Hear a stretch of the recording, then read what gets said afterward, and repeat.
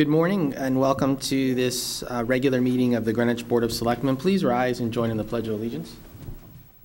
I pledge allegiance to the flag of the United States of America and to the republic for which it stands, one nation, under God, indivisible, with liberty and justice for all.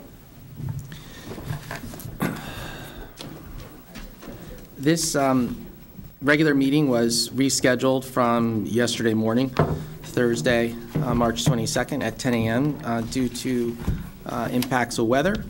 There are copies of the meeting's agenda on the table as you come in, as well as there should be one set of the materials that the board will be reviewing and acting upon today. It is a public meeting. It is not a public hearing, just to be clear. The chair reserves the right to call upon any interested attendee to make a comment or pose a question. But again, it is not a public hearing. It is not posted as such. It's a regular meeting of the board. The second item on the agenda today is approval of minutes. There are 3 sets of minutes for the board to consider for approval. The first set relates to the regular meeting that was held on February 22nd. Are there any corrections or changes to those minutes?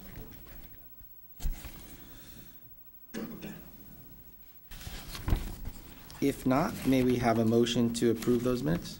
So moved. Second. Without objection. The second set of minutes pertain to a special meeting that was held on that same date, February 22nd, with the Board of Education. And is there a motion to approve those minutes? So moved. Second. Okay. Without objection. The third set are from the February 27th meeting. This was a special meeting. Are there any changes or corrections to those? No. Okay, is there a motion to approve? So moved. Second. Without objection. Completes item 2. Under updates, quickly go through a couple of items that have happened and 1 or 2 that will be happening. Just in terms of civic events, very pleased to participate in the Greenwich Public Schools Community Service Awards ceremony on March 13th. That is a ceremony that recognizes students from all of our schools right up through the high school. Do want to acknowledge the recipient of the Fleischman Award. She is a young woman who was recently recognized by the YWCA in receiving their first Student Bravo Award, and that's Renee LaPointe Jameson. Renee is a remarkable young woman who has got a bright future and has done tremendous amount of philanthropic work, notably as an ambassador for the Roots and Shoots National Youth Leadership Council of the Jane Goodall Institute. She was presented with not only a book from Dr. Fleischman, who the award is named, but a check of $2,500 that she can direct to a organization or cause of her choice.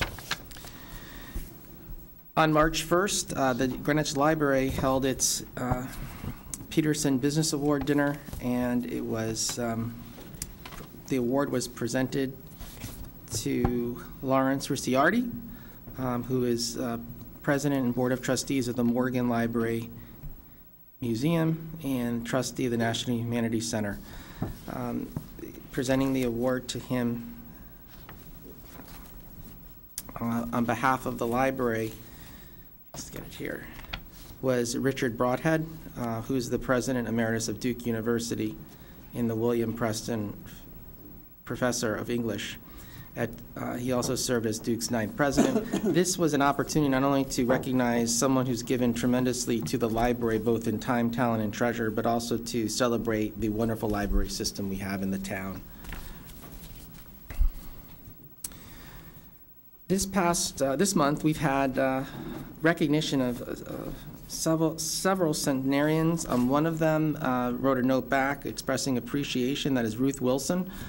Miss Wilson was a longtime kindergarten teacher in the Cascade School, and she turned 100 on the 18th, and was celebrated by her family and friends within the COSCAP community, and still very active and vibrant with participation at our senior center on a regular basis.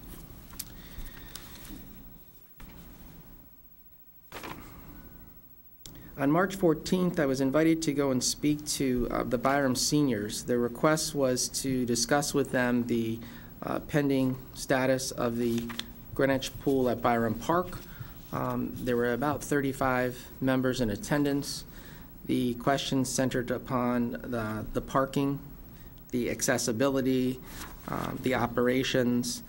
Joining me on that visit was Joe Siciliano, the Director of Parks and Recreation, as well as Alan Manelli, the Superintendent of Building Construction and Maintenance.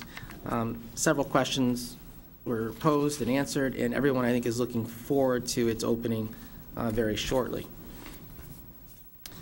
On March 15th, I attended the Board of Directors meeting of the Greenwich Chamber of Commerce. The Chamber is transitioning to new leadership. Peter Carlson is the new chair. They are in the process of launching several programs. One of them is the Business Showcase, which is an event that takes place annually at the Eastern Greenwich Civic Center. In addition, we discussed some of the issues that are percolating within the planning and zoning. One of them was addressed this past week, and that is the planning and zoning took up revisions to the ability of establishments to serve liquor and relax them. This is something that's been in the works for several months and been something that has been recognized as an impediment to attracting new businesses, some that perhaps have an interest in providing experiential retail. And again, very pleased that they've acted affirmatively on that. Sunday was the annual St. Patrick's Day Parade. Tremendous participation, very pleased to be able to continue that fine tradition. And we declared March as Red Cross Month. Mary Young, who is the Executive Director of the Red Cross Metro New York North Chapter, was here with us to declare that. The Metro New York North Chapter is headquartered in Greenwich, and it serves 1.8 million people in Fairfield, Orange, Putnam, Rockland, Sullivan, and Westchester counties. And as part of this kickoff, they are going to continue their assistance in helping install free smoke detectors in communities of economic disadvantage.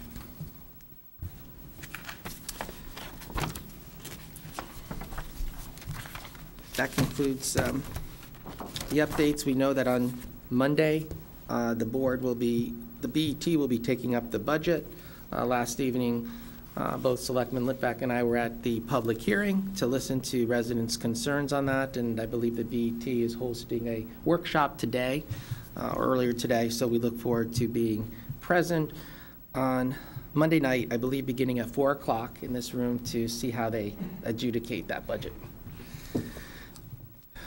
And that concludes those updates.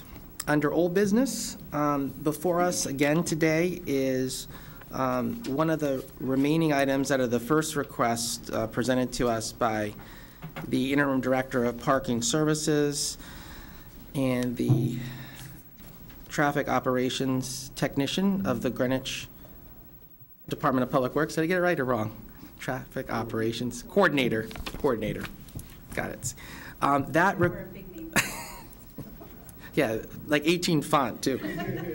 So that request, just to remind folks who perhaps were not following it, was to bring into compliance what has been in practice for a number of years, which is not in what is referred to as Muni Code. Muni Code is the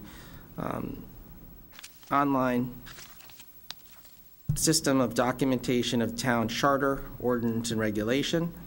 This particular section implements 2-hour parking timed.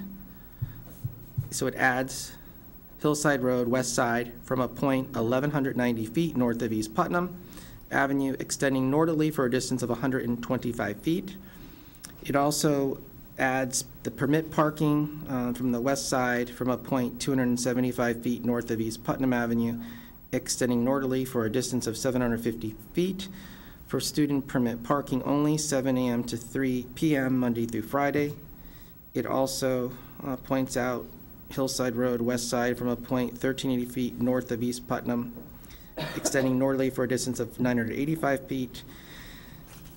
Student permit parking, 7 to 3 p.m. The J parking that was referenced is no longer in effect previously. It was referenced, I believe, in the early 90s. The board had questions pertaining to authorities. We learned that the Planning and Zoning Commission, upon consideration and approval of certain site improvements, stipulated that the on-street parking was a requirement in order to advance the development. We also inquired, and I believe the remaining inquiry we received opinion was on whether or not the authorities of this board as the parking and traffic authority superseded any decisions that land use may have made with their decisions throughout the years. And I believe there was at least 2 particular projects that we referred, the science wing and most recently the performing arts. So the request still is the same request. Obviously, we've had several questions. They've been answered in part over the last several meetings. I believe the final piece was the one that we received information on, which I'm going to ask the town attorney just to opine publicly on that, since you provided us that decision, and then give the board members an opportunity to pose any further questions. I do want to acknowledge that the board has and continues to receive considerable amount of communication from residents. Residents have taken a very serious and conscientious effort to express their concerns, their perhaps frustrations. Some of these issues relate to parking specifically, but I would argue that they also encompass the overall campus usage. We've also heard from the student representatives in terms of the impacts that a decision to remove this would have. We heard from the school's administration, and I see Dr. Winters. Thank you for being here with us today, as well as the heads of the PTA at the high school. I know that Dr. Winters has also expressed publicly a desire to help support the neighborhood by making accommodation for resident parking on campus when they have events, which I think is a very important and meaningful step on your part. So I think we have a lot of willingness. I want to focus on the positive, on folks to come up with what is an amenable solution for all. May not make everyone 100% happy, but one that at least allows coexistence. But at this time, I'd like to ask the town attorney to just review with the board, and then I would defer to my colleagues on any questions they have.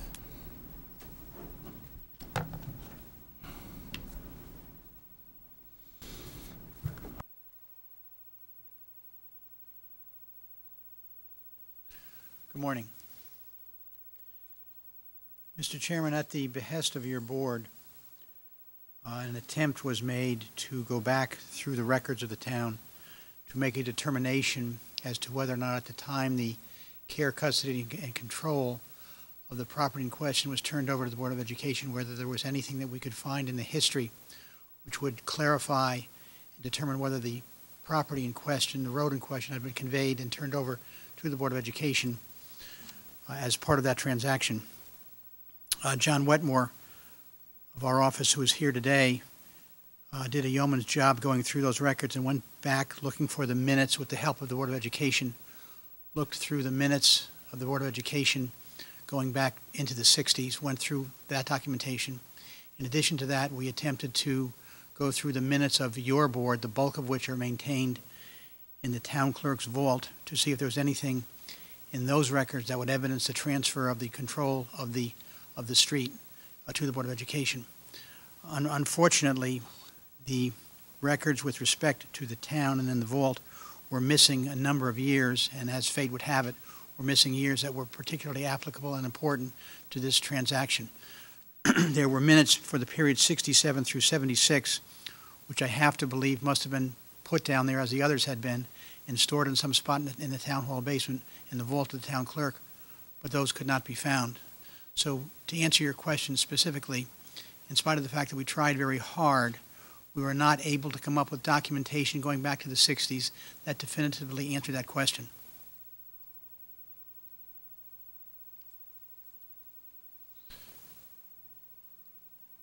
I'm going to, again, defer to my colleagues for questions on the matter.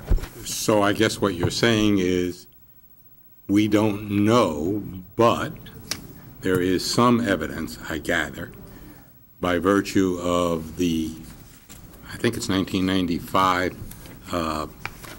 P&Z report, that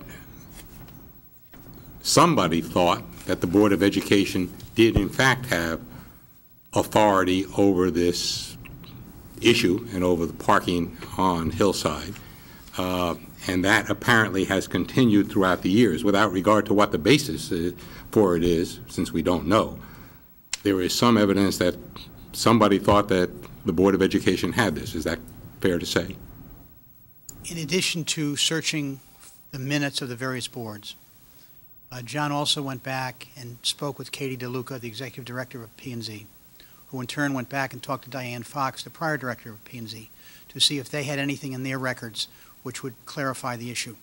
I think the language that you are referencing is in 1995, and in that language, as part of Condition 20 of the Planning and Zoning Commission, with respect to, at that point, I believe that had to do with the science wing, there was a sentence that troubled John, and the sentence reads as follows: street spaces are considered by the Commission to be part of the school's required parking inventory.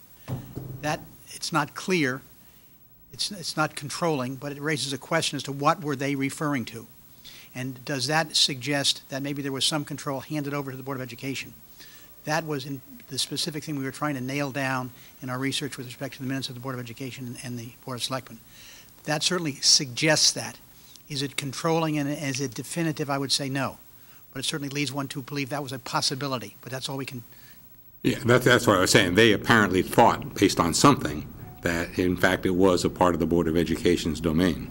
Well, that it was part of the school's required parking inventory. Mm-hmm. There's a stretch to go from that conclusion to say that they controlled the street. I see.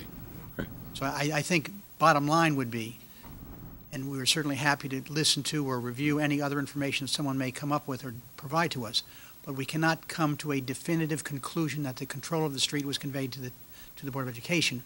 And in the absence of that, we would have to come to the conclusion that that street and the control over that street still falls with you folks under the Parking Authority. Okay. Thank you.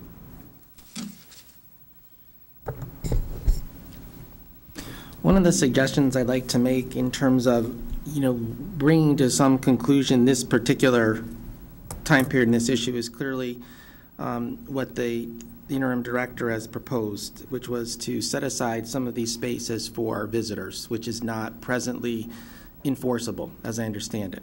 Right. Two, clearly what has been communicated to us repeatedly in documentation provided to us is non-adherence to existing regulations in terms of traffic flow. So I think clearly it's shown in photographs, students exiting buses, crossing 2 lanes of traffic, and parents dropping off kids in the middle of the street. So I would request, and Sergeant Smythe is here with us in terms of directing the police department to take a much more aggressive approach in enforcing what is the regulation and in preventing a potential issue from occurring in the short term. In the intermediate term, thinking toward the next school year, since we're more than halfway through, I would like to see established a working group of neighbors, representatives, and I would request the neighbors perhaps pick 2 or 3 of you to be part of what I would call a working group. The Police Department and Public Works, the schools administration, Dr. Winters, and perhaps folks from the PTA, to see if there could be some improved flow in terms of drop-off and pickup on the campus itself. I know in reading the various communications, there have been pointed out to us that there's a time issue with that people aren't doing it because it's not as expedient. I think there has to be some give and take here if it can be done, and I'm saying I don't know for sure, but I think it's worth looking at. If that can be looked at and then brought back so that it would be vetted for beginning next fall, we could at least look at it, all while the very circuitous process of funding for improvements there for campus facilities and roads are being looked at.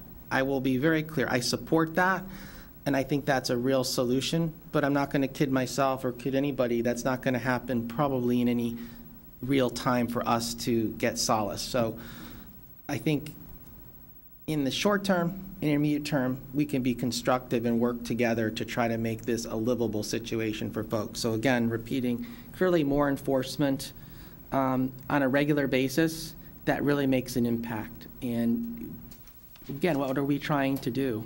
We're trying to condition people's behavior to do something safer. And then 2,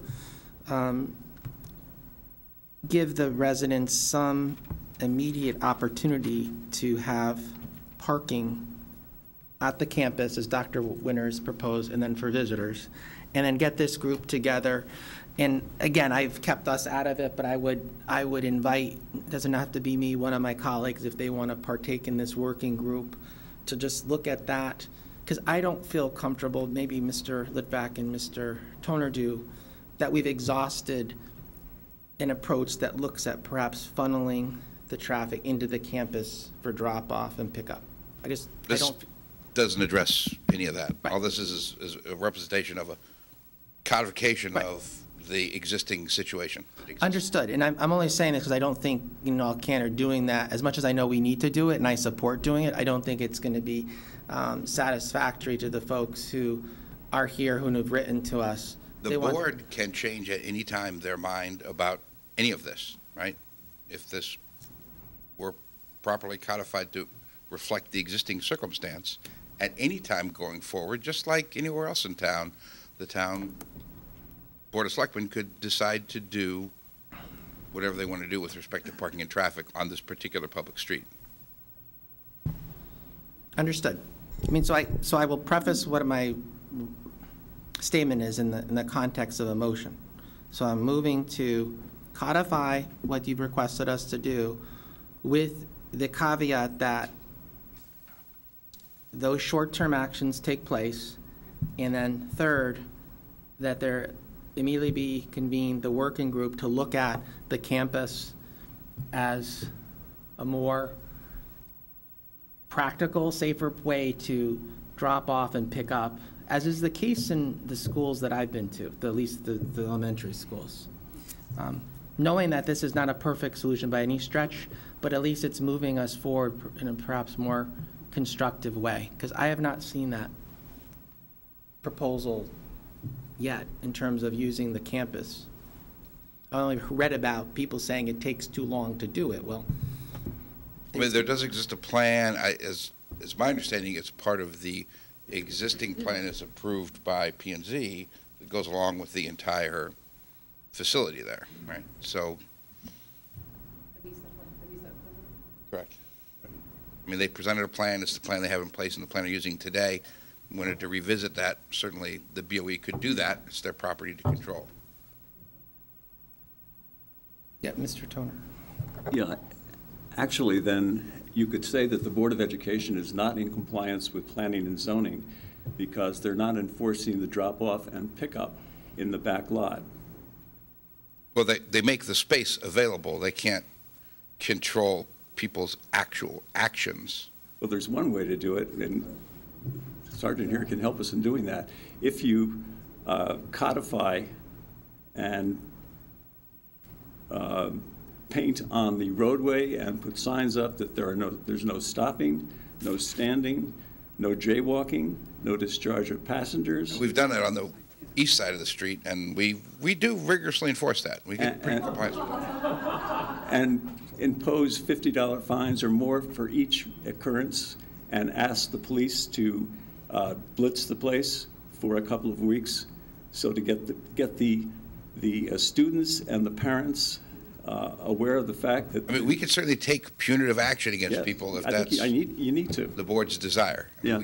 The police department can't actually control people's behavior. All we can do is, after the fact, enforce the rules to discourage other people from doing the same thing. But we, as the Board of Selectmen, control the road. Yes. Yes. Well, To the extent planning lets you. well, and to the extent that what we post and mark out there is in compliance with the federal manual on uniform traffic control devices, right? So,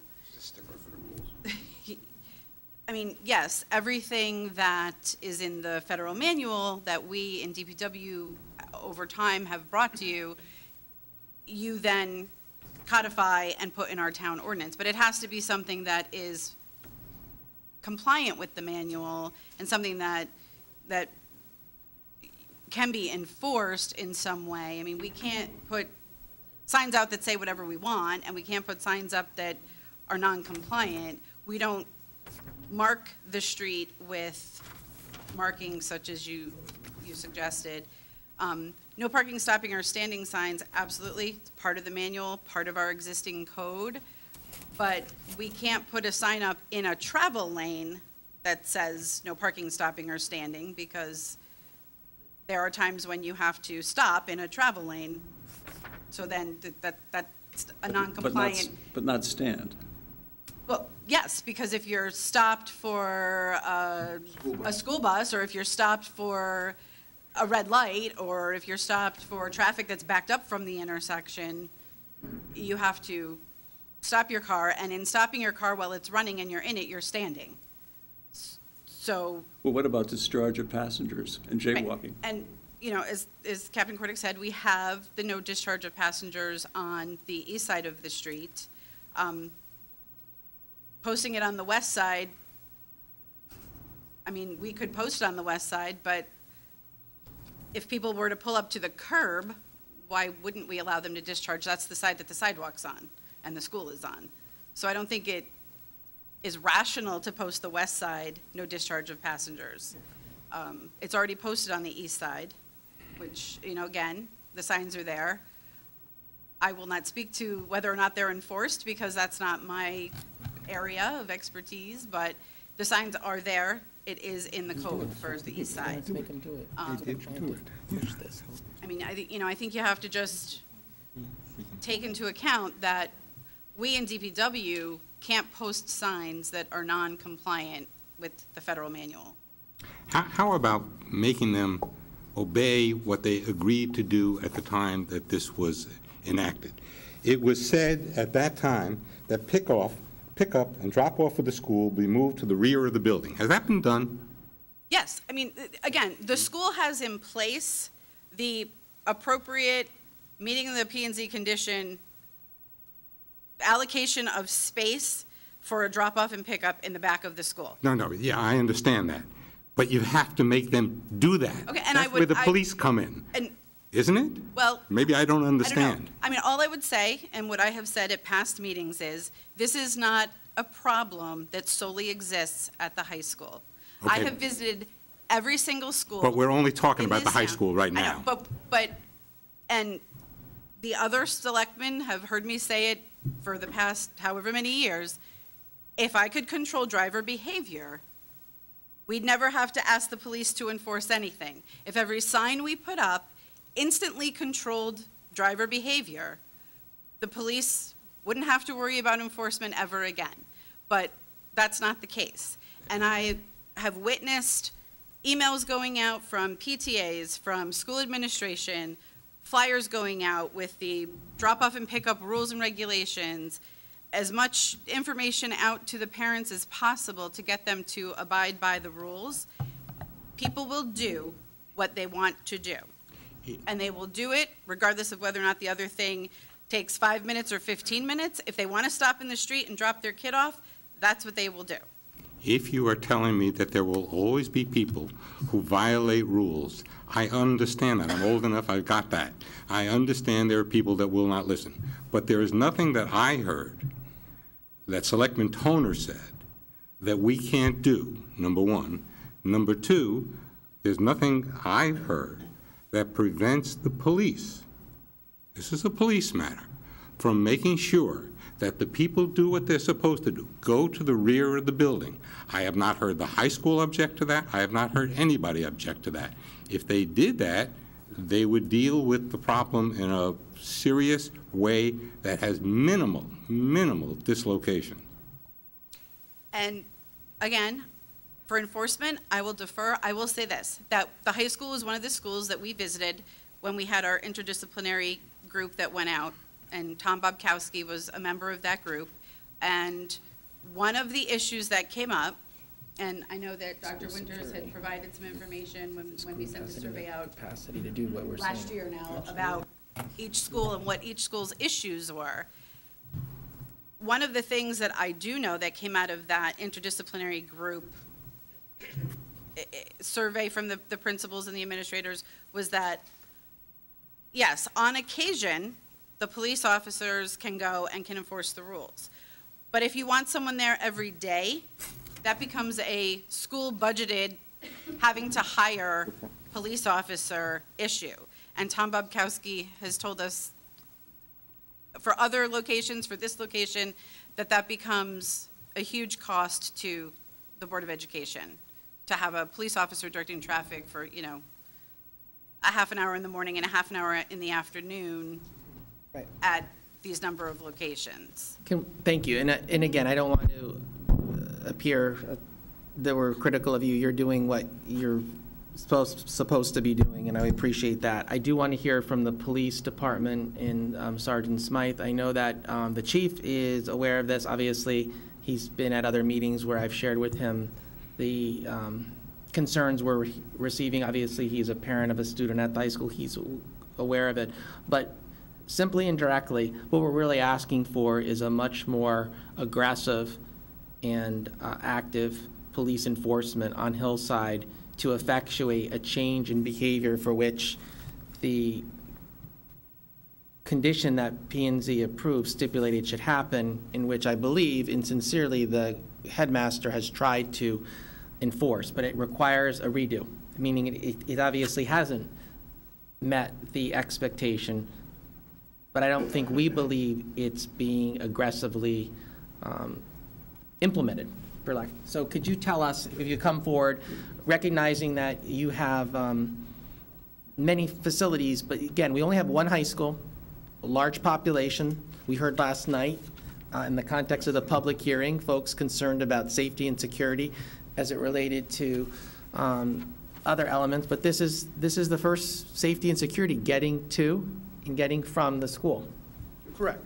And at the beginning of every school year, we go out there with the enforcement team and extra patrol units, and for about a month, we're out there enforcing continuously every single day for about a month, because you have a lot of new students coming into the school, new parents coming into school for the first time.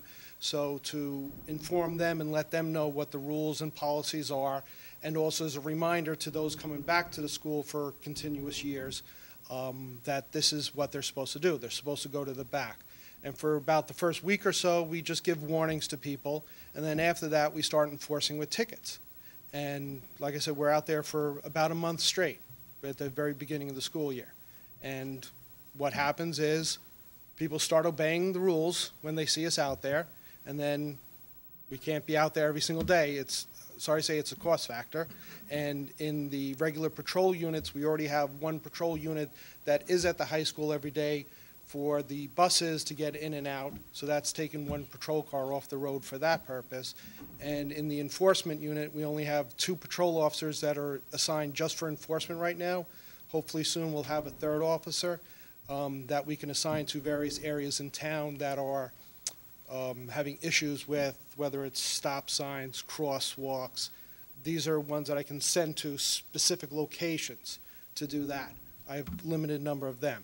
So we can't be at the high school every single day. And as we're not there, people start going back into, well, what's easiest, what's quickest, what's more convenient, and eventually it goes back. We'll send people there for a day, and then that's it. And then a couple weeks later, maybe another day. It's just a matter of Understanding the resource limitation, but I noticed several of the private schools contract with off-duty to conduct traffic control. I Correct. see it at Eagle Hill, I see it at Eagle Country Hill, Day. I Sacred think Heart, that this many should not be schools. treated any differently. I think there should be an allocation. Well, they're hired by the school. They're paid by the Right, school. well, I think that's where the school system and this board can convey to the Board of Ed, and not just Dr. Winters, but the superintendent, that we think in order to effectuate what planning and zoning approved, that they hire off-duty officers to manage the traffic flow. That would be a solution. In addition to. Right, In addition to, and absolutely. I understand they have the ability, do they have the ability to write the tickets? Oh, yes. Any special officer has the ability to write a ticket. Let me raise, if I may, at the risk of belaboring this or touching upon another sensitive thing. I have had a running debate with Captain Kordick, so I might as well embroil you in our debate. I went up to the high school at the discharge time. There are, I don't know, 20, 50, 100 cars double parked there, just sitting there, some for a half hour, some for 10 minutes, whatever is easy for them, depends on what the person is doing, and they just sit in the car. They're just double parked. You're taking up half the road. Police officer doesn't do anything about it, and I'm not being critical of him or her. I'm just saying, and I say Captain Kordick has told me that that is appropriate, and there's nothing that can be done about it. I just don't believe it. You've taken half the street. Why shouldn't those cars be moved? I understand stopping. They're not stopped. They're parked. They're sitting there for as long as until their kids come out. Some come out early, some come out late. Can't we deal with that? Well, the officer that's there, he's there for specifically the buses getting in and out. So he can't leave that area of the driveway to go up, as you say. I'm sure, because I remember when I was on the road and I had to do the high school crossing, any ones that I saw that I could get their attention of, I'd try to get them to move. But there are just so many of them that do it, you'd have to have somebody assigned there to particularly do this. Well, which in once again comes deference, back to I understand that the police officer believes that he has been instructed not to tell anyone to move. Period, end of story. Don't know who instructed him. I don't I either. can't answer that question for But you. I think it would be helpful if you could put the word out to whomever is there that, no, there should not be double parking there. And to the extent the police officer has the time and the ability to do so, he or she should make sure that that doesn't occur. I think it would go a long way to relieve the situation. Yes, sir. Not to rehash our debate, there's a difference between parking and standing. Vehicles that are parked and unoccupied alongside another properly parked vehicle are definitely double parked, right? Vehicles that are standing to discharge passengers, no clear definition for double parking in Connecticut with respect to a standing vehicle. All of that said, I don't know, right, there is an ideal circumstance where none of this would occur. Everyone would pull in the back of the high school, there would only be 15 high school students, and there would be 16 parking spaces for all the parents. We don't live in that ideal world. As a practical matter, if all of those vehicles were not stopped to discharge passengers, they were forced to constantly circulate, that has an incredibly deleterious traffic effect, right? Because once you get those cars in, if they can stop and stand for a few minutes to pick up and discharge a passenger, the idea of all of those cars constantly circulating, moving dangerous vehicles is not the best solution for this in any way. Just so I'm clear, when I was there, which was at release time, those double parked cars weren't releasing anybody. They were waiting for people to come out. They were waiting for their kids to be discharged. So no one was discharging anybody. They were sitting there. To pick up passengers. Oh, yeah, but the passengers could be coming out in 15 minutes or 20 minutes or a half hour. If you circulated everyone to the back, as they were supposed to be, you would eliminate that problem and open up that side of the street, at least to some extent, correct? No, because I don't think those people would circulate to the back. They would circulate around the block and cause further traffic congestion. Well, right, but again, it depends on how aggressive our enforcement and direction is. Well, if they're already south of the entrance to the school, they're going to have to circulate around the block. I mean, vehicles that are north of, generally vehicles don't double park north of that driveway to any significant extent. There may be 30 or 40 that you can arguably encourage to pull into the back of the school. I don't see that is improving the circumstances. Again, that's why I think there needs to be. And I agree completely. Sit down with the stakeholders, and I would like the folks from Hillside to designate a couple people to work with the school's administration, police, public works, and school security, because clearly that falls under that arm of the schools. I would like to just recognize Mrs. Dempsey. Again, knowing it's not a public hearing, but you've sent us communications. If you could come up perhaps as a representative of your neighborhood, certainly welcome you. As you can see, we're trying to facilitate a short-term outcome, as something has to happen. Thank you. Thank you so much, and thank you for considering it. And I do appreciate the work of Mr. Winters and the police officers and everyone trying to pull together. It's clear that everyone has the best interests in parts. I just wanted to highlight, I know you've all gotten my extremely long memo on the current situations. I have lived across, my family's lived across from the high school. I think along with the Millers and everybody else, we are unique in that we actually know what happens and what doesn't. And I would point to a couple things that haven't been brought up in this. I have not complained at all about living across from the high school. This is not about my own personal convenience. I did move across knowing exactly what I was going to be in for. And I do put up with trash, broken mailboxes, people triple parked in my own driveway. I don't mind it. I nicely ask them to leave. We put up with this. This is about safety and liability, and you have a real problem. And the current situation is all about convenience for parents, and so that people don't hear parents screaming about, arguably, I understand, a small campus it's a difficult situation. We get that, but you cannot take that property, get rid of houses, put a high school in there, and then say, oh, well, we've got to do pick up and drop off in front of the street. And let's be clear, for 18 years, I've gone nicely up to the police car parked and have nicely asked, could you do something about the double parking? And each time, respectfully, and they are doing their job, and I realize they are given their instructions, and it's not for me as a citizen to second guess what they're supposed to be doing. They say, we are only here to let the buses go. That has been the consistent action for 18 years, me walking over multiple times a year to say, could you do something about this? Would you like to stand in my driveway?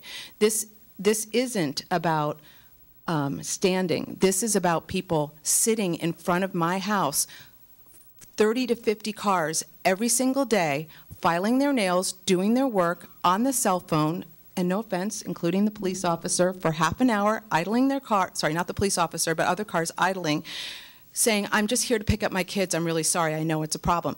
This is not a traffic lane. This is a sitting from 2:45 until through dismissal to pick up their kids.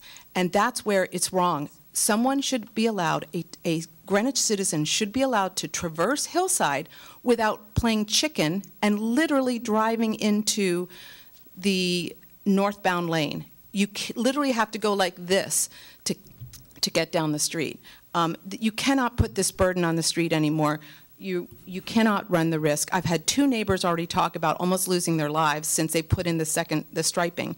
The striping means I have to fully go into the oncoming traffic to make a right turn to go north. it's absolutely unacceptable. And then the final thing, and I know Mr. Miller will say something about this, it is galling to be told by people that this extra lane was put in for traffic and quick dismissal, and to have officials from the high school as well as from the police say, well, it's really there for people to pick up.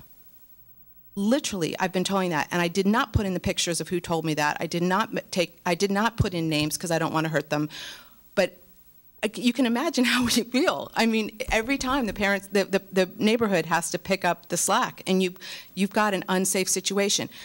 That, combined with the fact that every single day there are 60 to 70 unutilized parking spots, 60 to 70. If you take parking off the street and say it's a no parking zone, it would allow you to have people pull up and drop off where that student parking is. And I'll let Mr. Miller talk to you about what he sees. And we have neighbors who circulate every day looking at those spaces. It's a convenience thing. No one wants to park students or adults in the parking lots and have to walk. They want to park in front of the street, which then encourages double parking and mayhem on the street. I was struck by the comment you made in writing about the number of parking spaces that are not utilized. Is that really so all the time? I have documented pictures of every single space with timestamps on the day. These were normal days. They were not snow days. They were not like right around a holiday. These were not don't think they were Fridays. These were not handicap spots. These were not roped off spots with orange cones, of which there were several. So there's a disconnect there. Yeah. And it's absolutely unfair to put us with a fourth lane on the street, unable to make a turn because a teenager doesn't want to use I'm sorry, it's inflammatory, and it needs to be looked at. And the other thing is, I would make, and this is just a qualitative, not an actual thing, but it's a privilege, and these kids are not running off to student jobs that they have to have, which, by the way, they have a car to do so. We pay for buses. We pay for, our taxes go so that rules can be enforced. They don't want to enforce the double parking because they want the dismissal to be convenient for parents so that you don't hear complaints. This is a problem. I have rights. I am a citizen. Who's standing up for me? Who's standing up for enforcing the signs that they put up? If you put up signs, aren't you obligated to enforce them? They won't write tickets. I've asked. Oh, sorry, and maybe they do in the first, I don't know about the first month, and so I totally defer to you and know that you know how to manage this effectively. But it's not happening in reality, and I got mad and started to document it. Go ahead. May I? Sure, please. Thank you. First, I want to thank you for giving me the moment. I want to thank everybody here who is working extremely hard to come up with this clearly a vexing problem. There are a lot of very bright and talented people here trying to solve a problem for all the parties to it. It is dangerous. Second that. There are spaces. I can second that. We walk our dog up and down the street. I work out of my basement. I'm home all day. I am there for pickup. I am there for delivery. We walk the dog. My wife and I, who's also in the back of the room, count the spaces. Yesterday, I counted the double parkers. I got to 42 before they started to move. In addition to that, there are spaces at the curb, but none of the double parkers want to take the spaces at the curb because they're going to get double parked in. I'm going to self-report. I jaywalked right in front of the police officer, in front of the car, purposely, just to see if anybody would even say anything. I don't have a name. I'm not looking to get anybody in trouble. Nobody cared. I walked across the street. I have pictures on my phone. You guys have seen plenty of pictures. I think that the best thing I've heard today, Mr. Tessie, was your idea of putting together a group from the community, school, and every department in this town that needs to be represented in those conversations. This is extremely dangerous. Someone will get hurt. It's not a question of if, it is a question of when. And if we don't take our collective will to address that and fix that, then frankly, we're all a party to whatever will happen. The only thing I would ask is that the idea that you approve this parking today and it becomes codified, it then has to be undone.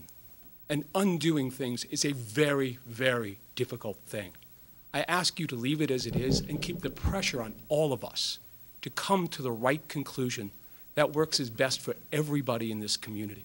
The students who deserve it, the neighbors who deserve it, the administrators who deserve it, the police who deserve it, and every other party. And I thank you for your time. Great, thank you. So, just thank you very much. So in terms of that point, right now we have something that's in effect that isn't technically codified. So that's what you've asked us to do. Well, it is. Right. So It was approved by the Board of Selectmen in 1991. Right. It doesn't live in the current regulations due to some drafting error. We have the approved ordinance from 1991. But it's not current to what is in practice today. Kind of what started this whole problem was it also specifies that the permit document required is something called a J permit, which doesn't exist anymore, and that the times are no longer consistent. Permit times are no longer consistent with the new school start time, which is what started this whole process. Correct. So in terms of just making it copacetic, acknowledging though, I would make it contingent upon, and I would propose, Barbara, we draft a letter from this board to accompany, if it is approved, that stipulates to the school's administration compliance with the planning and zoning conditional approval of performing arts, that their drop off and pick up be in the back. Two, that they'd have police, sounding to me like we're going to have to stipulate what type of police, so off-duty police, or perhaps leave it vague, but police, to implement what was envisioned in that approval as the second point. And the third, that stakeholder group, and I would leave it up to the residents to determine which folks want to represent that interest, but also the parties that I mentioned earlier, and the one that I omitted that I think is critical to this, that kind of seals the door, is the town planner, since ultimately it's their approval that's dictated here what should happen. So that would include police, public works, Greenwich Public Schools administration, headmaster, Mr. Bubkowski, and our town planning function. So that would be my motion to move this item, and I would stipulate we get a report back no later than June as to what the solution is. That gives, what, March 15th? I'm just taking this. To the extent that it, as a suggestion, one of the things that's been historically done by this board is, and I know that there's a neighborhood concern about approving something and then having to get that approval undone. You can approve something on a temporary basis. You do that all the time. You can approve a traffic regulation through the end of the year or through the end of the current school year. That would give us until the fall to address it. There's, there are things that you can do. Yeah, That's a concern. Maybe it's semantics, but we have something that's not, we have something in practice that's not in compliance. That's what I'm deducting. So all I'm trying to do is say, let's just be in compliance. You could say through June, but we need to know something before the fall. So I think that gives more than ample time. I think to the residents' credit, they've documented a lot of the issues as a point of departure, and now it's really coming up to me. Probably it's coming down to applying resource, like most things. If we're willing to apply the resource, we will effectuate an outcome. Mr. Litvak has said that with the enforcement. I think, again, systematically, there may be a cost to this, but that's the nature of doing business. So I moved it. If there's a second, great. If there's not, there's not. So is there a second? I'll second that. Okay. And then, again, that's just further discussion? Yeah, just so I'm clear, as to my view, I have no problem with anything that you are proposing in terms of going forward. I think that makes sense. I do have a problem, in part for the reasons Mr. Miller stated, but really for my own. I don't like codifying things that I don't think are going to stay in place and that aren't right. So since I think that that is wrong and it makes no sense, I can't vote to codify it. That's fine. That's good. So I would move to take action on that. Again, with the conditions, which will be accompanied by a letter stipulating this. So therefore, just to be clear, it may be perfunctory. We're not going to sign that document until we put in place, if affirmed, what it is that we're looking to happen, and we'll communicate it to all the parties. So all in favor? Aye? Aye. Opposed? Nay. Perfect, thank you. Great, thank you. And then with the visitor, yeah? That includes that Yeah. section of visitor parking? Yep, as it is in this document. Okay, because they're two separate ordinances. I was specifically also supporting the visitor parking as well, because I think, You don't. I just want to make clear that we're not. signing any- You have lost me, Melissa. What is it I don't support? I'm sorry. I don't have the map with me, I'm sorry. Yes. Okay. So it was two separate ordinances. The purple is the permit parking. Correct. This small section in the front right now is posted just generic visitor parking, Mhm. which is not a thing. There's no Mhm. law, there's no code, there's no. There's no nothing in it, definition or of no visitor. definition, right? Mhm. So this section here, we were proposing this no parking, which is already striped for no parking in the red, and then the green, rather than signs that said visitor parking, making that 2-hour parking. It's not permit parking, it's not resident parking, it's 2-hour parking for whoever parks there. After 2 hours, they would be in violation. Okay, So this is a separate ordinance from the purple. okay. I am not opposed to that. Okay, so we can sign that one today? so they're two separate? They're two separate Okay. ordinances, yes. You have it? Do you need to say it out loud? Sure. I don't know if you need to put it on the record that you voted on it as a separate thing.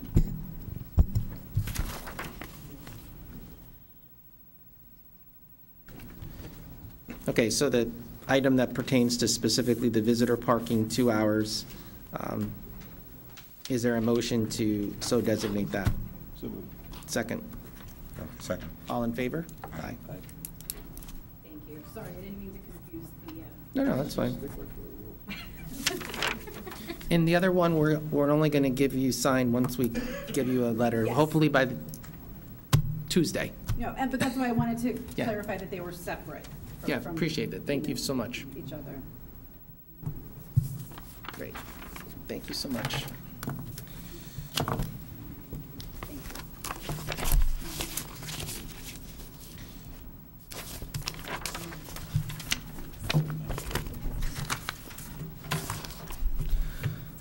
Okay, under new business, moving right along to another parking-related update, we have Captain Cordick, Interim Parking Services Director. Interim Parking Services Director. Thank God. A man who wears many hats. These are significantly less controversial. Number one on the agenda is a 12-hour parking restriction for Old Post Road number 2, which is the street off of West Putnam Avenue, behind the building at 411 West Putnam Avenue.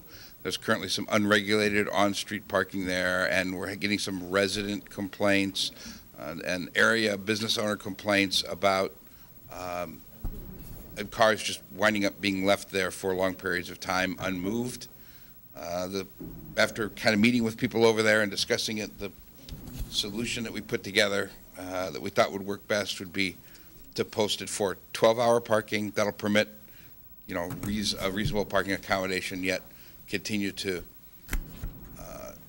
provide some ongoing circulation of vehicles and kind of help us get away from this idea that it's unregulated parking where cars are just going to lay for days and weeks at a time unmoved. So this is pretty small and pretty non-controversial. The other thing that this does is there's an existing no parking zone at the end of the street, from the end of the street out to West Putnam Avenue, which is in the ordinance book as 150 feet in length. We actually took the time to actually measure it, and in real life it's 110 feet. So we're adjusting it to the actual condition out on the road. Is this the street that runs by the restaurant? This is one of 2 streets. Yes, runs by Popo down the street. Yes, that's that little street that loops off the backside there. And we're only talking about this, the easternmost end, sort of up near the building at 411 West Putnam, runs behind the Shell station there and kind of comes right out. Again, this is just really to sort of help turn over cars. Great. Is there a motion to approve as presented? So moved. Second. Without objection. Thank you. One of the other less controversial things I brought to you at the same time I brought you Hillside Road was a bunch of code corrections for handicap parking spaces. We're trying to clean up the handicap parking space thing. It turns out that we missed one, at least, because we found one the other day. We actually were driving by it and noticed a handicap parking sign on Orchard Street that nobody seemed to know anything about. It's not in the code. We stopped. We talked to the resident. We got the history of it anyway. It was installed, well, let's see, for a resident who's now 34, at the time he was an 18-year-old boy, was when it was originally installed. And it's been out there since then. The resident still continues to use it. This is just getting it in the ordinance. Okay, is there a motion to approve? So moved. Second. Without objection. And last but not least, we got a request to sort of fix an ongoing situation at the end of Lucy Street. Lucy Street is a very short dead-end street off Lower Pembroke Road. There's 8 or 10 houses on both sides. DPW likes to have most of the dead-end streets posted no parking at the extreme end because it gives them mostly someplace to push the snow in the winter, which is something we've had a lot of this year. And this is just a posting to sort of, DPW and the area residents have been having some problems with people parking at the extreme dead-end portion of the road, which is not appropriate. So this is just a sign or two to put up at the end of the street that provides no parking at the extreme dead-end part of the road, which is not appropriate to park anyway. Great, thank you. Is there a motion to approve? So moved. Second. Without objection. Thank you. Thank you very much.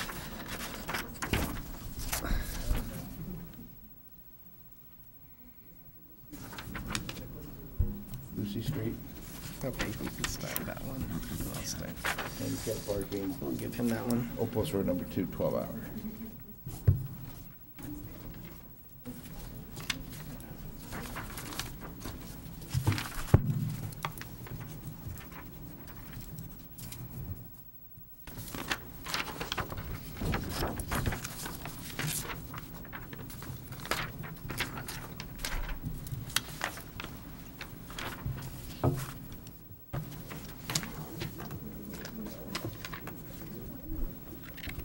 And we're still trying to get a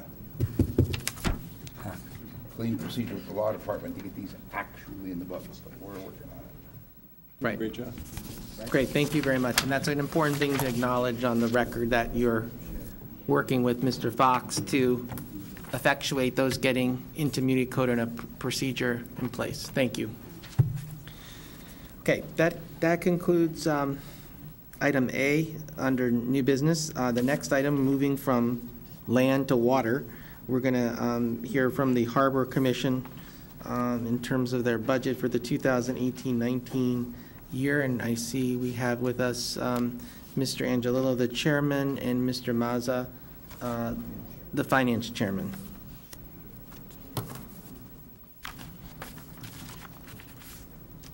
Good morning. Thanks for the opportunity to be here.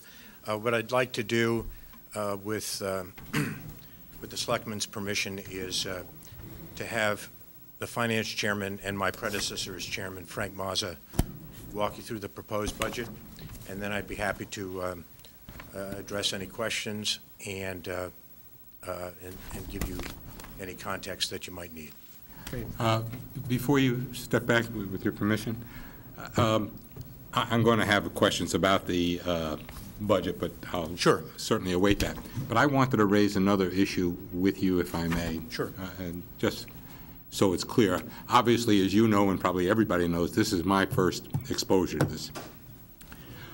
A question has been raised, which I gather has been raised before, so it's not unique, but it is to me.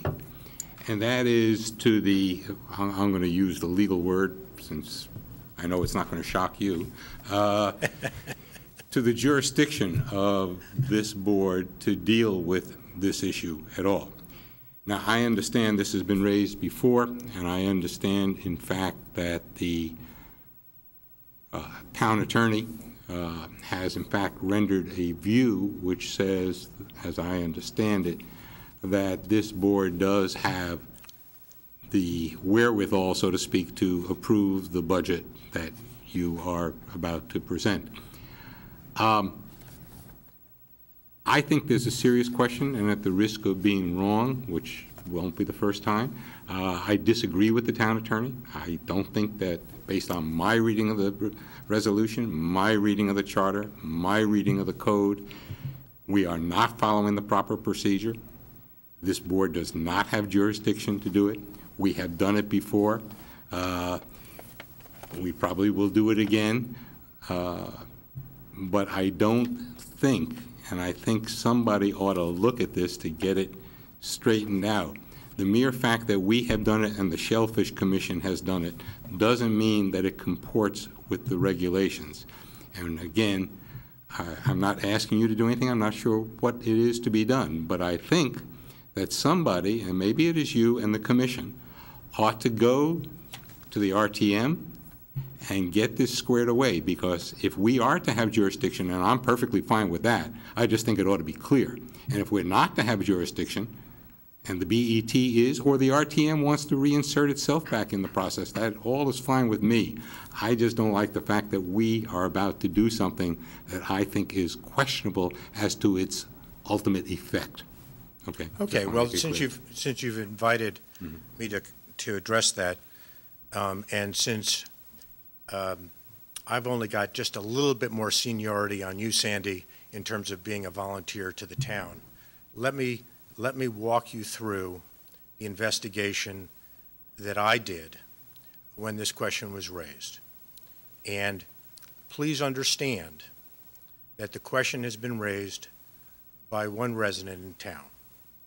And the question was initially raised in the fall of 2016, which is a year and a half plus ago.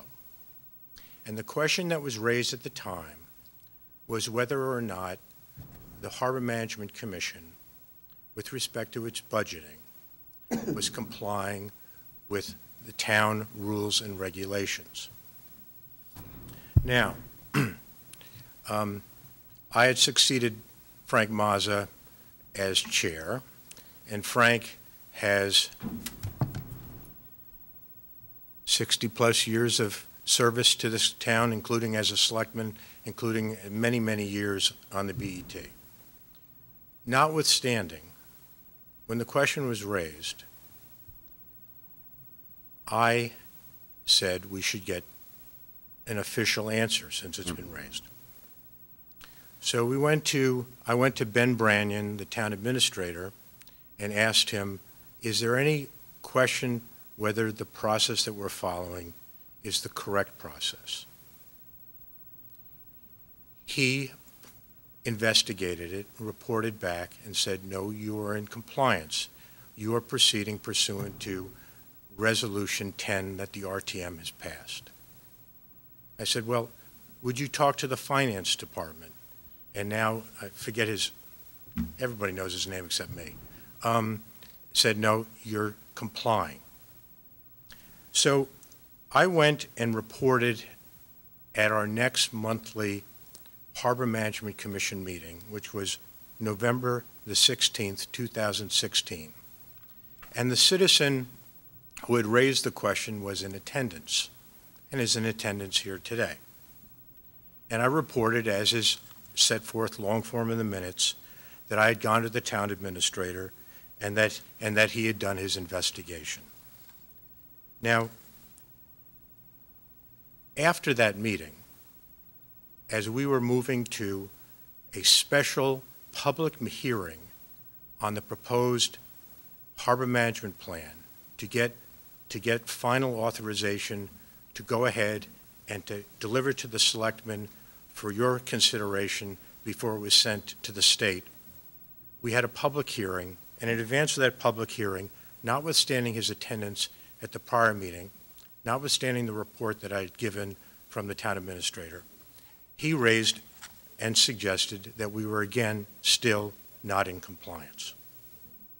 Given that he had raised it a second time, now in December of 2016, and after getting the report from the administrator, I went to the town attorney and I said, to the town attorney, look, this person is raising this multiple occasions and apparently is not accepting of what the finance department is saying. So went to the town attorney and said, please tell us if we're doing this correctly. That resulted in an illegal opinion from the town attorney that said we were doing it correctly. And as I've said to you when I appeared before you a month or two ago, I said I'm agnostic about this, right? All we want to do, we're a new commission, is to do it right. We got the opinion from the town attorney. Now, notwithstanding after that opinion, which was shared with the town resident, the following May 2017, at our meeting, Lyle Gibbons was forced to give a report that she had been, in my absence, she had to attend the RTM's Legislative and Rules Committee on May 1 because the resident again raised that was something that he objected to, and that they wanted the Budget Resolution 10, he wanted the Budget Resolution 10 removed. At the May 1 meeting of the RTM's Legislative and Rules Committee, they rejected that request. All right, we're November, December, January, May. Now we're at June 2017. June 2017, the BET, the Budget Committee, called us in because the resident again persisted in his view that we were doing things incorrectly. So I attended, Lyle Gibbons attended, Frank Mazza attended, and we addressed them. They concluded we're doing it correctly. So we get to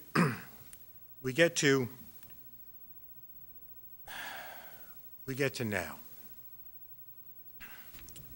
In February, again he raises it. He raises it with the BET. But please understand, throughout all this process, here I am. I'm the chairman, Mr. Litvak, right? Does the resident ever contact me? Does he ever come to one of our meetings and put the issue before us to have a discussion? No. But I get, because other people forward me emails, so he writes on February 12th, again saying that we're out of compliance with our budgetary responsibilities. I take it that a day before yesterday, he's written again to you and said that we haven't complied and haven't prepared a budget. If you want us to do it a different way, we'd be happy to do it. But I say two things. First, please do not be confused about something that continues to be said which is untrue. First, that we haven't prepared budgets. We do be pursuant to Resolution 10 the way we've been instructed to do it.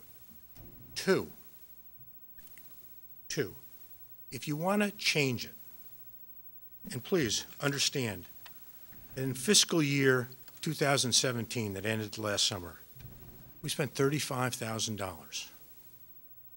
In that year, we did the yeoman's work of preparing the harbor management plan. I understand that the review of the PCOD that's going out, Plan of Conservation and Development, that's being redone after 10 years, that the outside consultant, just the outside consultant, over $150,000 contract, well-deserved. The soft costs of all the town agencies and commissions that are going to participate, probably, I would guess, $1 million worth of time. 9 volunteers prepared a plan, got it approved by the federal government, the state government, and through the RTM. First time this town has ever had such a plan, and we now have home rule delivered to us by Hartford for $35,000. Now, My second point, you want to change things? Then treat us like everybody else and have everybody else treated the same way. Get rid of all 52 of the special resolutions. You want to do it a different way? Fine. But as I said to you before, respectfully, we're going to be spending money on preparing something for some kind of muni budget where we're talking about $23,000, and this year we've spent $23,000 to date. 9 volunteers. Now, as I was talking to Ben Branyan this morning, and we have some common experience over the years, right? Okay, I've retired from Simpson Thatcher. You know what my billing rate was. I stopped at 1,000 hours on working on this plan of recording my time. Please don't make it so difficult for people when they finally have a little bit of time to give back to the town, to not make them have second thoughts about being a volunteer. That's all I ask. Let me respond to you as follows. First of all, I don't think anyone, certainly not I, are in any way criticizing you or doing anything other than being appreciative for what you have done. I personally know, as you suggest I know, what is involved in both practicing law, the rates that are charged, and what you're doing and what you're giving up. And so, if anything, I thank you. I don't criticize you. My comments were not meant to be critical of you, Mr. Mazza, the Harbor Commission, or anyone. My comments were to raise a question. Now, you have told me, which I did not fully understand, that you have done most of what I'm suggesting you do to try to clarify what I think is a jurisdictional question.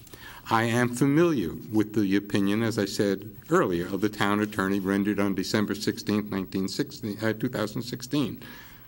I just think it's wrong. That's neither here nor there. I'm not the town attorney. I'm not paid to render that opinion. Thinking that, I was suggesting to you, and as I said, just like you're agnostic, so am I on this. I don't care. I truly do not care who approves your budget.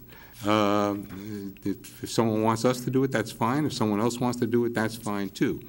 I was trying to say that, gee, we had a question here as to jurisdiction. Let's make sure we have it in the right place. You have told me that you've been to everyone you can think of to say, is this the right place? And they've told you this is the right place. I disagree with that, but I accept it. I accept it because that is not my job to make a judgment, even though as a lawyer I'm instinctively inclined to do so. But I accept it. So please do not take anything I said as personal criticism of you or anybody else. It was to raise an issue which I think is legitimate. You have answered my question. I am perfectly prepared to accept what you've said and move forward on that basis. Thank you. So thank you. I'm going to hand it off to Mr. Moss.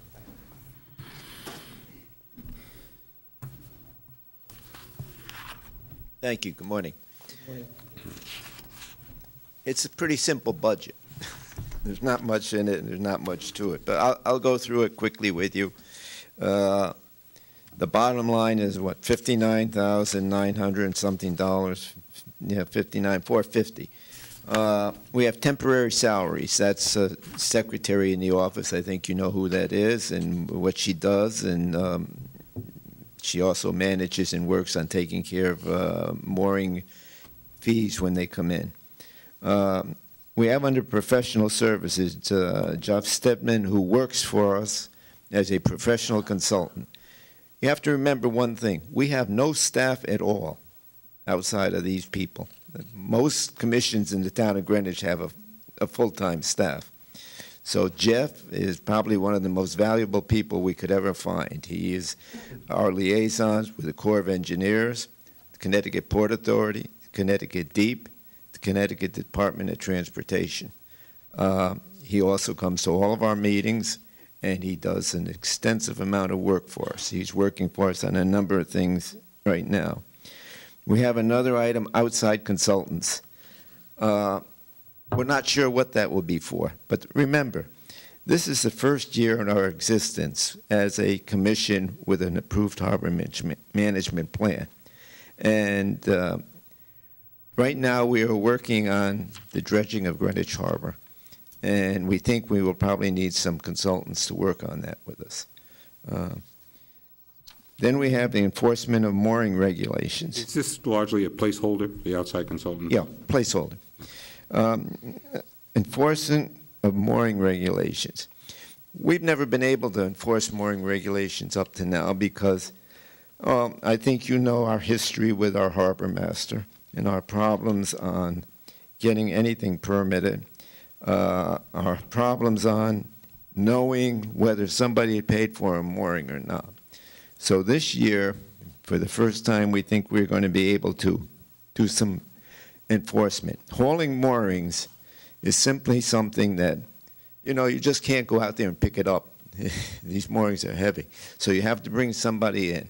And the idea of hauling a mooring is if somebody is not in compliance and they have not paid for the mooring, and this has been happening, people look and say, you can't do anything to us. We don't pay for a mooring. Once we start hauling a couple of moorings, I think people will get the message and say, you have to comply with the regulations. And that's the purpose of that money. And the checking in moorings for compliance is, we anticipate maybe sometime this summer we don't know how we'll do it yet. It's going to be up to the mooring committee. We may be able to hire somebody on a part-time basis to go out there and check all the moorings, see whether they have a sticker on them or not. You get out there in the water. It's not the simplest thing in the world to find out what's going on. So each mooring out there is supposed to have a sticker on it indicating that they have gotten a permit and gotten paid for their mooring. And unless somebody can go out there and look at all the moorings, it's hard to determine whether that can happen or not. Fearful that I'm walking into a hornet's nest, which I probably am, isn't that something that the harbor master should be doing? Maybe. He doesn't. We've had, the fact is, we've had the harbor master for 6 years now, same harbor master. He hasn't permitted a mooring in 6 years. That's all I can tell you. We are doing what we think as a harbor management commission now, and trying to get people to comply. We have we have a mooring committee. They met this year with the harbor master and Brian Thompson, who is head of Long Island Sound for the Connecticut Deep, came down. And he said to the harbor master, he told him, all you have to do now is give the location of the mooring. What this mooring committee and this harbor management commission is doing now in their terms of their application is sufficient to take care of the rest of the mooring permit process. So therefore, we are essentially taking over and doing things that haven't been done in the past. And, that's the only way we can do it at this point. I'm sorry. I'm stymied because, and everybody here knows history that I don't, as is obvious from my dialogue a moment ago. Why aren't you guys working with the harbor master I gather there's a dysfunctional relationship here, and that's just not good for anybody. And, I'd like to see this work in a much more harmonious way. It's just not efficient. I can't agree with you more. It would be great to, I guess, maybe talk to your other two selectmen for a little while and see what they've gone through with it. We have not been able to have a harmonious relationship. Right now, with finally getting the harbor management plan approved, it gives the commission some clout. It gives the ability to do things which we did not have up to this point. As the first selectman proved 5 minutes ago with his solution on Hillside and the idea of bringing everyone together, this is something he's very good at. So I am going to turn to the first selectman and to Mr. Toner and say, as the newbie here, come on, can't we do something? I'm willing to delegate some of my authority to the newest member of the board to try to come up with what has been mission impossible to date. Anyway. In all candor, I think Sandy is a very astute and perceptive individual. Clearly, there's no masking over. There are some personality differences here, styles of working. I think there's enough that's been documented to demonstrate that it has become frustrating and difficult for many people, not just a couple individuals, to really establish stable, regular, inconsistent relationship to conduct business. And that's all I will say. Mr. Toner is the designated member of this board to the Harbor Management Commission, so his involvement has been far deeper than mine since the commission was established. And you've been at that now for how many years? 2? 3. 3? Mm-hmm. So again, what I've just said is just a very broad assessment based upon years, but in terms of process, the board does have somebody. It is Mr. Toner, so if you wanted to opine briefly. I mean, it is about the budget, but I think Mr. Litvak's raised a point about process. I think with the passage of the plan, that the Harbor Commission has a lot more power at its disposal, and I think it'll be able to work more effectively with the harbor master. In the future, when the commission is able to select for approval the harbor master, I think that they will become much more effective.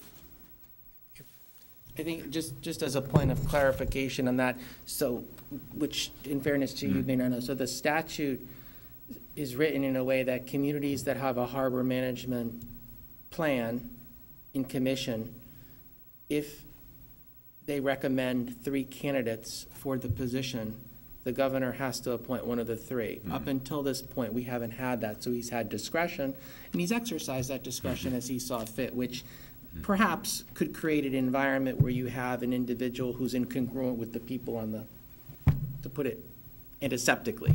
So I think that's what you're saying, but that's a byproduct now of having institutionalized the commission. You now are able to conduct yourselves under much more prescribed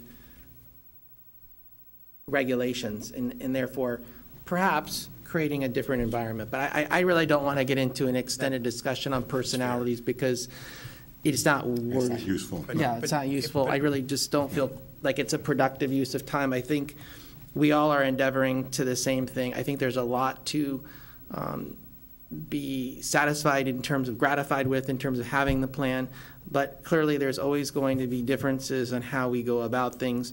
I heard what you said. I think you've done everything according to what you've been told to do, and I think that's been an effort on the part of many people to dig deep into understanding how do we do it. We are a different community with the special acts that created a lot of issues in the very beginning, even predating Mr. Toner's term on this board, which had to be reconciled. But today you put forward a relatively, I would say, plain vanilla budget. Clearly, we're looking forward to the deliverable. I would speak for myself, but I think the others. The dredging of Greenwich Harbor is a tremendous undertaking, but it's one that provides us great opportunity, not just with the increased usability of the harbor, but the potential to have those spoils used elsewhere within the town. One proposal is to expand Roger Sherman Park with them and so forth. All I will say is I appreciate what you've done. I don't have any questions on the budget.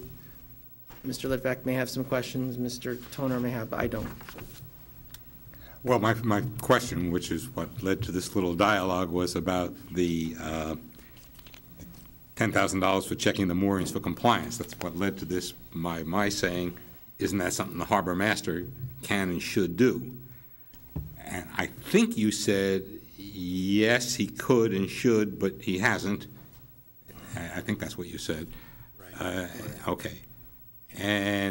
But going forward, since this is a budget looking forward, isn't this something that we can, and I'm going to use the word, impose upon him, and just say this is something he should do? Well, if I may,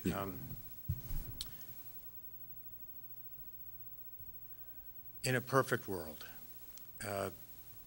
on this one, I respectfully, I think you have to just either take it on our good faith or not. It has been a challenge over the last 4 years, and we have not been able to get, for whatever reason, the information from him. So to your point, which is the most important one, which is looking forward. So with the plan, pursuant to state statute, that once the plan becomes effective, to deal with this hybrid situation where you have a state appointee with a role in your local harbor, but at the same time, the Connecticut's Harbor Management Act, once you have a plan, invests home rule in the community. How do you marry the two?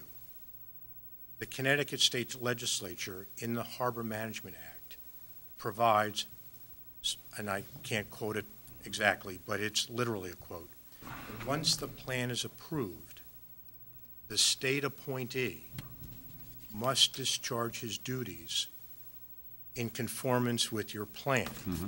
Okay. So rather than just, because of the dysfunctionality for 4 years, rather than just say, Mr. McMillan, you now work for us, which past history would suggest would be not the right way to go. In January, to try to meet your objective, which is the one that we all share, in January, we had his boss, Mr. Thompson, who Mr. Mazza referred to, at Deep, come down. We met in Town Hall and worked out an arrangement going forward. And as Frank was explaining, the head of Deep, his boss, said that with respect to moorings, given that we have the full mooring plan and a mooring committee, that going forward, the harbor master, his role is to locate where the mooring should go, to give coordinates, and everything else just gets handled by the mooring committee. We documented that, and it's all set forth at long form, 10 pages in our minutes. And now, you know, whether you light candles, say the rosary, or whatever you do, we're hoping that when the season starts, it'll work.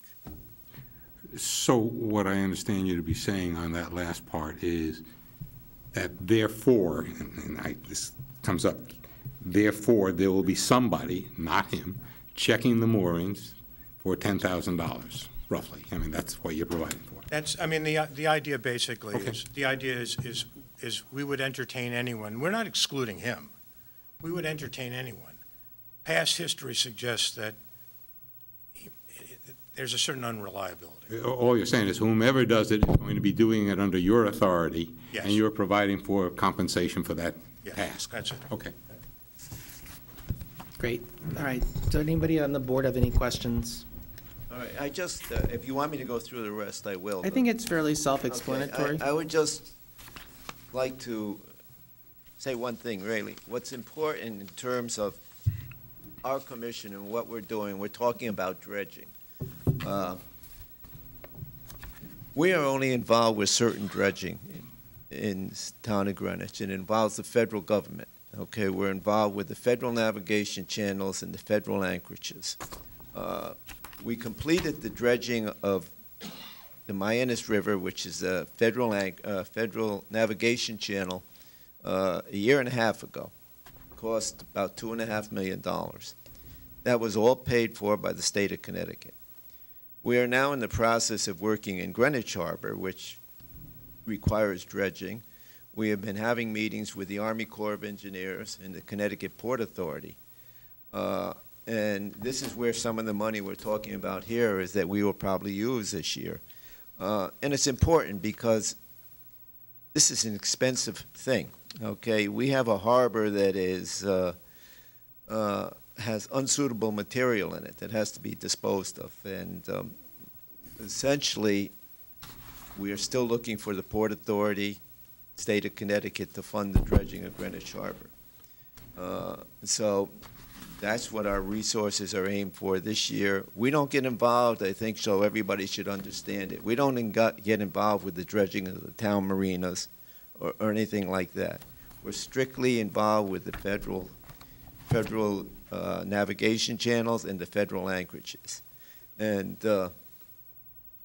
you know, Greenwich Harbor, I can throw out some numbers for you, but if you're talking about the total dredging at Greenwich Harbor and the problems that we have in Greenwich Harbor, you're talking $15 or $20 million. And we're trying to stay away from that, okay? And that's essentially a lot of the things we're trying to work on with our budget. Thank you. Is there a motion to approve the budget as presented? Second? Discussion? I'll second it. Okay. All in favor? I think I'm going to abstain only because, and then I'm trying to think this through, because I do believe, as I said earlier, that there's a question about the jurisdiction of this committee to approve it. I know there's a legal opinion, and apparently it's everyone's opinion except mine, that this is the appropriate body to do so. So I'm going to abstain. Okay, great. All right, moving right along. C on the agenda is to hear from the Board of Estimate and Taxation Special Committee on the Nathaniel Witherell. Joining us today is Arthur Norton, who has served as the chair of this Strategic Planning Committee. I see Nancy Weisler as well here, and Jeff Raymer, and Andy Deuce, and Beth Krummick, and Mr. Simon, who's chairman of the Witherell Board of Directors, and I'm missing. Those are the folks who have been an integral part and are presently a part of the discussions. At this time, Mr. Norton, the floor is yours. Mr. Chairman, thank you very much for the opportunity to make this presentation. I was going to introduce the members of my committee. The one who's not here that you didn't introduce would be Jill Oberlander, the current chair of the Board of Estimate. The committee was established by the then chair of the Board of Estimate and Taxation in its March 2016 meeting, in which he appointed 4 members of the committee, a bipartisan committee. The 2 Republicans were Nancy Weisler and I, and the 2 Democrats were Jill Oberlander and Beth Krummick. And our first meeting was approximately 2 years ago today. I think it was 2 years ago yesterday. The committee, during that period of time, very interesting composition. We had, I believe, 1 outstanding financial analyst and a couple of good lawyers and 1 dumb lawyer who chaired the committee. The committee met approximately 50 times during the 2-year period beginning in March 2016. Our last meeting was actually on the 5th of January this year. And we did an extensive due diligence and research of the committee. And the process we use is one that I learned in my first week in law school. And that includes an extensive process of discovery, followed by identification of the issues, understanding of the applicable laws, and then we proposed remedies. And the remedies that we have proposed are included in the transmittal letter that I sent dated January 5th, 2018 to Michael Mason, who was at that point still chair of the Board of Estimate and Taxation, and in which we make a number of options in regard to the governance, and we make a series of recommendations in regard to the operation. But I think it's very crucial that the history of the Bruce be part of this. The report that we prepared, which is this report, I hope you've all read it or at least given it some perusal, I think it's very extensive. I'm proud of the report that we produced. I think it's extremely comprehensive. And it obviously goes back to the gifts in the early part of roughly 115 years ago by first the Bruce family and a few years later by Mrs. Witherell. That our process was to understand where we are today and where we go forward from today. As I think you probably know that the facility was donated, or at least the land for the facility was donated to serve the need for people with infectious diseases. And you put in context that time, early part of the 20th century, things like tuberculosis were a very serious concern, and the nearest facility for treating tuberculosis was some distance away. So we had the substantial benevolence on the part of two individuals or two families to provide a facility for that. The history of Nathaniel Witherell is from basically its inception or shortly thereafter until 1973, the facility was under the jurisdiction of the Board of Health.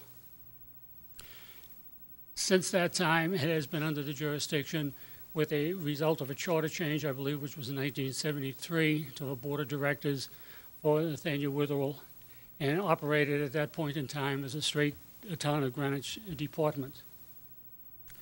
The process that has evolved since that time until 1973, when jurisdiction was changed, involved a decision or a realization by the Board of Health that in 1963, the Board of Health, which was then chaired by Attorney Bonham, to request the town attorney to seek to negotiate a merger with Greenwich Hospital.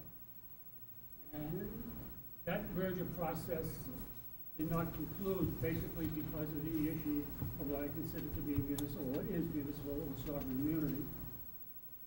Because of the fact that the town owned the facility and was operating the facility as a town entity, the issue of immunity, especially in section of law tort, created some substantial issues for Greenwich Hospital, and therefore that never took place.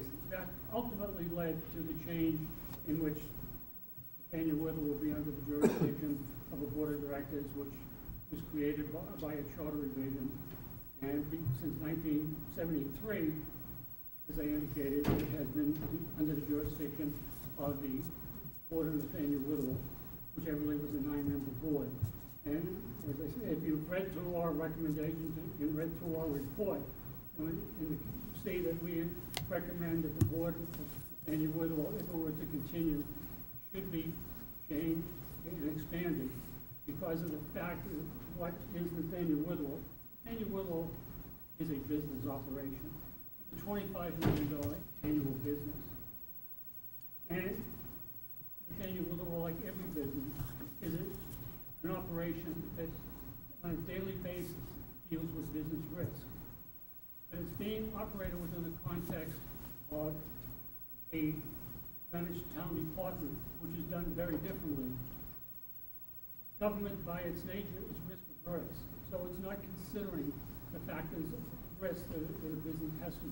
Excuse me 1 second. That not working? Yes.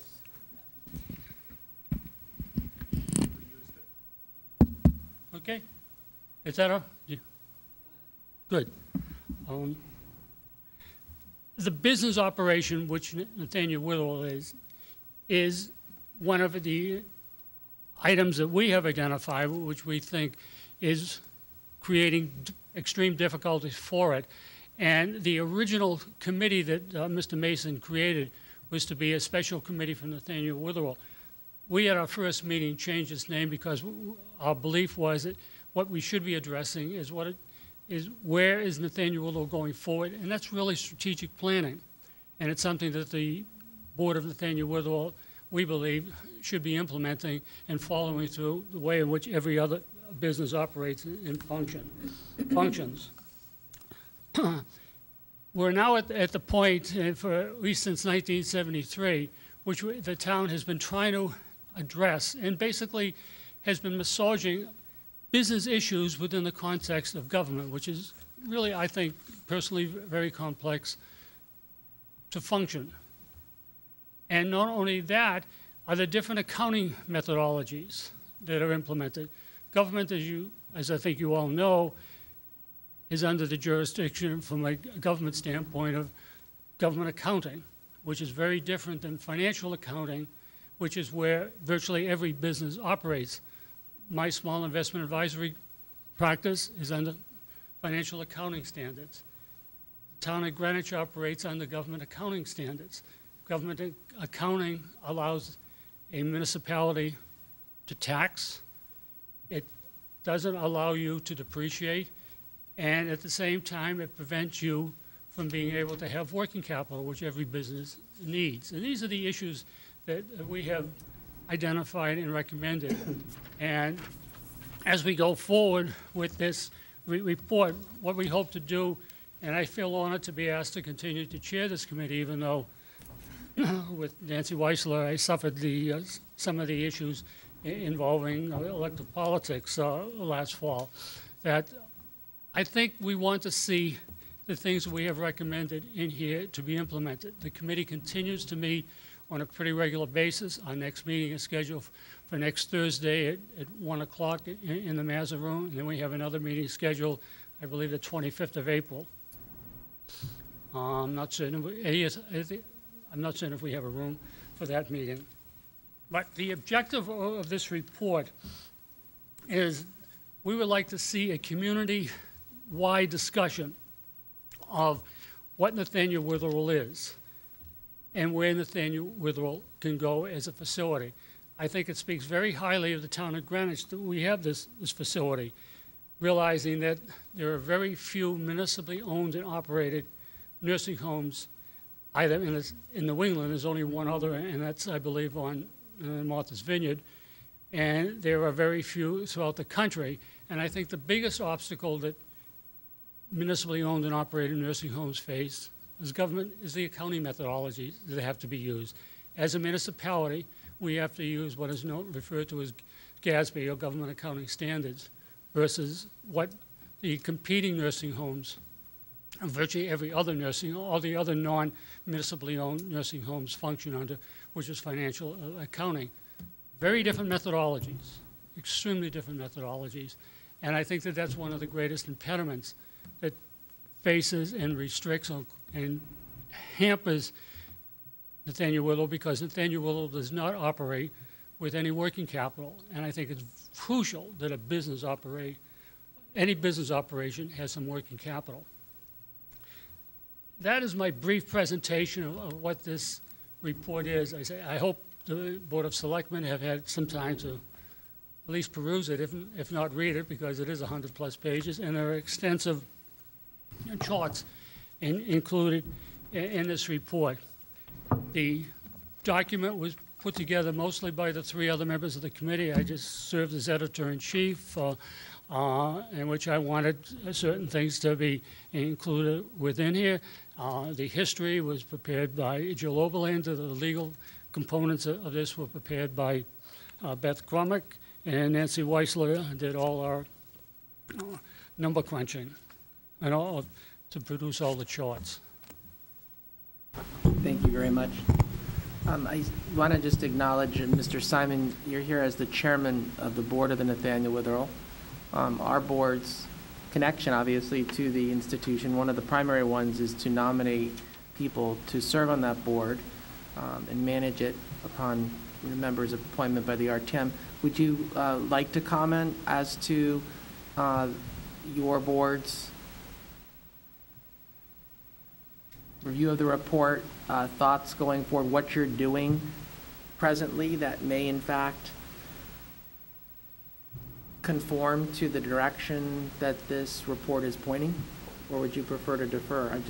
You're here and I just wanted to afford you that opportunity.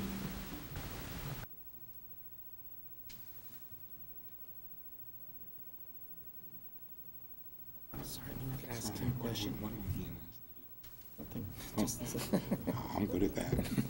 But I mean, I just wanted to hear from him what they're thinking. You know, we as a board are committed to trying to run the Nathaniel Witherell as efficiently as possible as a town department. If the committee wants to propose a different form of governance, I don't know that they're proposing a different form of ownership. I think that's fine. If they want to use the Bruce Museum as an example, I think that's fine. But it's going forward, we're trying to make it run as efficiently as possible as a town department. I'm not sure I agree that the sole impediment to our running efficiently is whether we use GASB or FASB. And I'm not sure that's exactly what they mean. But, you know, as a town department, we try to minimize the cost, maximize the revenue, and minimize the expense to the taxpayer. If we can find better ways to improve the operation, I'm more than open to doing that. I'm committed to working with the committee to see where they're going to go with our RFPs. And if they're successful in finding a 501c3 that wants to run Nathaniel Witherall, I would be the last person to stand in their way.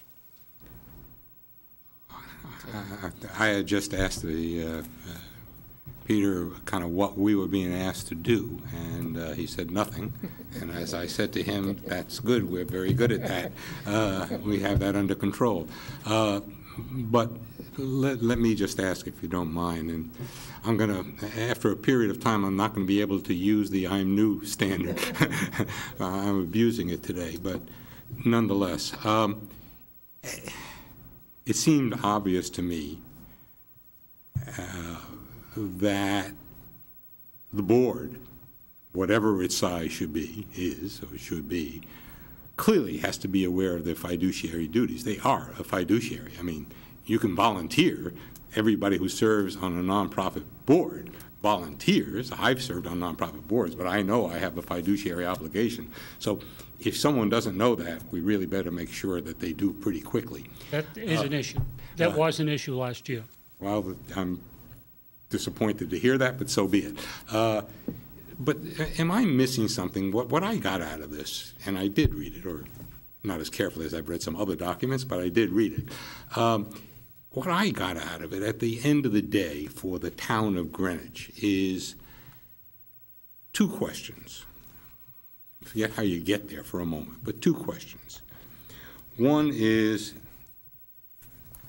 how much is it going to cost the town of Greenwich to support Nathaniel Witherall as it goes forward, whatever procedure or processes it uses? It looks like, short of just selling the thing, as long as it's a town-owned facility, there's going to be a need for the town to contribute to it. And the question is, how much is that? What can we do to reduce it? And finally, how much is the town willing to pay to have this facility as a town facility, as distinct from just selling it to some private operator? Am I missing the boat here, or is that? No, you're right on. The original thrust for creating this committee was to address that going forward.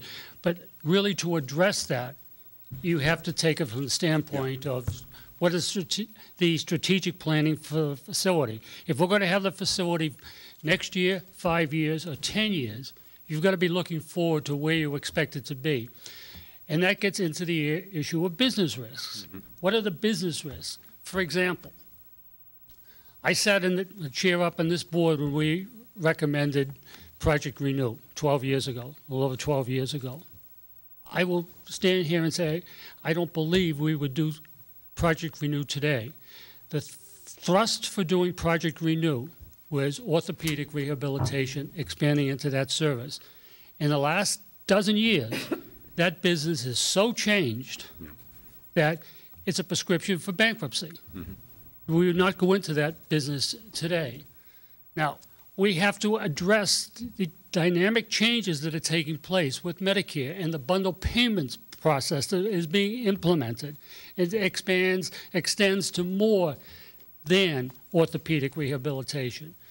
For example, when it's fully implemented under the present recommendations from Medicare, when you go into a hospital, if you're a Medicare patient, the primary care facility receives the funding for everything that's done, and they pay the services that are provided, such as from an SNF, which is a skilled nursing facility, which is what Witherall is.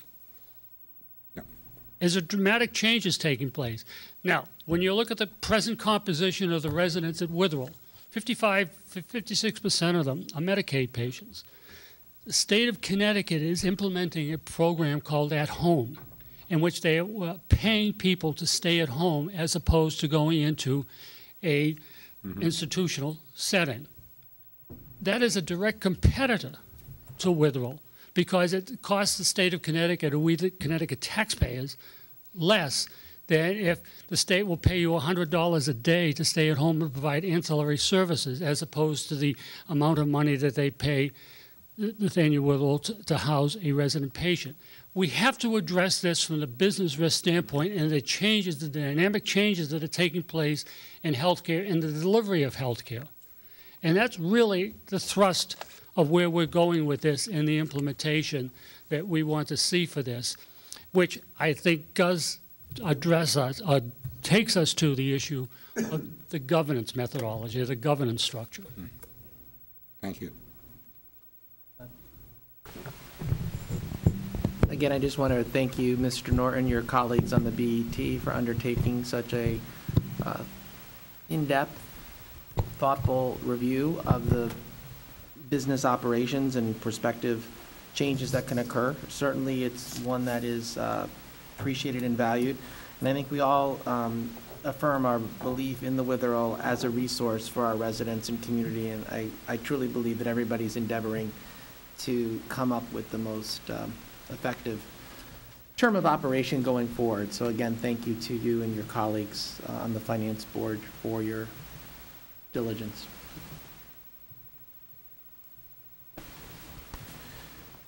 Okay, the next item on our agenda today is to approve some traffic signal adjustments for Sheep Hill Road. Sir, if you could, we had down Jennifer Babowich. I believe she's not here. If you could just introduce yourself. Yeah, my name is Mark Mancini. I'm Jennifer's colleague at Fuss & O'Neill. And we are working with J&J Greenwich on a recently approved development at the corner of Route 1 and Sheep Hill Road. A condition of approval by P&Z was to modify the signal to include an exclusive left turn phase on the Sheep Hill Road approach. Among other improvements we're making to the intersection include ramp upgrades to provide separate crossings, push buttons, and pedestrian signal heads for each direction of each leg of the intersection. This layout would bring the intersection up to code with the Connecticut DOT, ADA, and PROAG standards. What I am here for today is to get the local traffic authority approval on the traffic signal revisions for Connecticut DOT application, given that it is on a state route. Is an advanced phase for Sheep Hill Road, which is what is written here, is that the left turn signal? Yeah, an exclusive left turn, yep. Okay. Ms. Evans, did you want to comment as our traffic operations coordinator?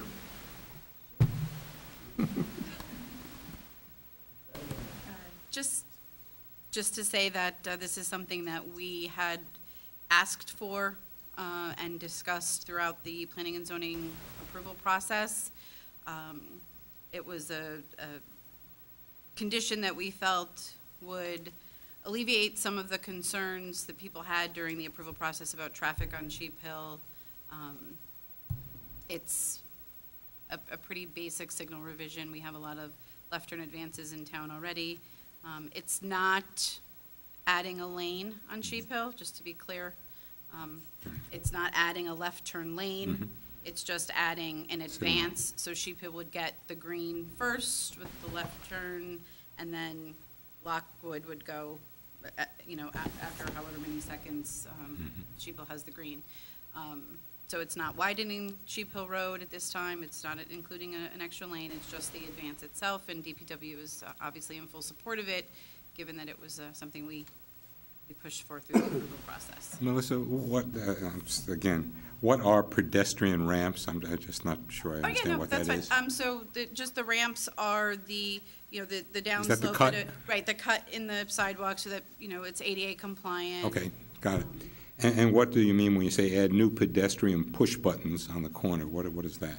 So one of the things that we had asked them to also do was install the hardware, but nothing else, so that if at some time in the future, we wanted to convert that intersection to a concurrent pedestrian phase, which you were not on the board yet, but I know that we've brought exclusive to concurrent before the board for other intersections. And if we wanted to do that moving forward at this intersection, it would require that there be push buttons and pedestrian signal heads for every approach in each direction. Concurrent means four-corner crossing, in effect, is that? Concurrent means with the green. So right now we have exclusive, which is what you were describing, which is everybody gets to go in whichever Right. direction because everybody has a red light. Concurrent is when Route 1 is green, you could cross the side streets. And when the side streets have the green, you could cross Route 1. Right. We're not asking for that at this intersection, but what we asked them to do put in was the provide for it if at some time in the future we wanted to do it. Since they were going to be ripping up the sidewalks and ramps and everything at the time, we thought it made sense. Okay? Thank you. Yes, thank you. You're welcome. Great, thank you. Excellent explanation, by the way. Yes. Okay, Absolutely. does anybody have questions here? If not, is there a motion to approve this as presented? So move. Without objection. If I may, can we take a 2-minute recess for, Biological reasons. oh, do you need a signature on something? Do you need all or just Peter's? You just need mine? You-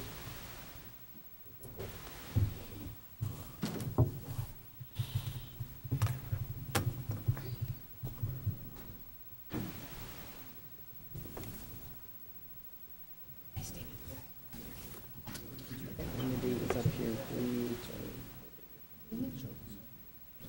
Thanks very much.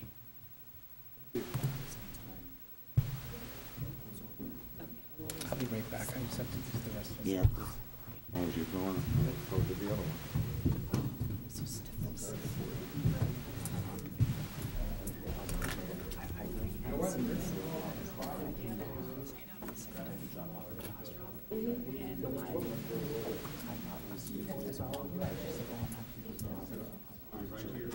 Just Josephine.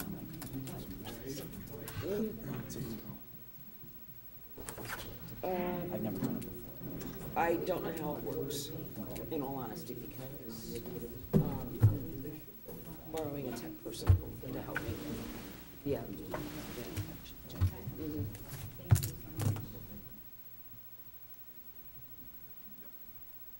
Do you need me? The reason that the Daniel Witherell Nursing Home model is kind of, they were talking about how, you're not, like, just only ground at these meetings. Oh my God, did I grow that much right here?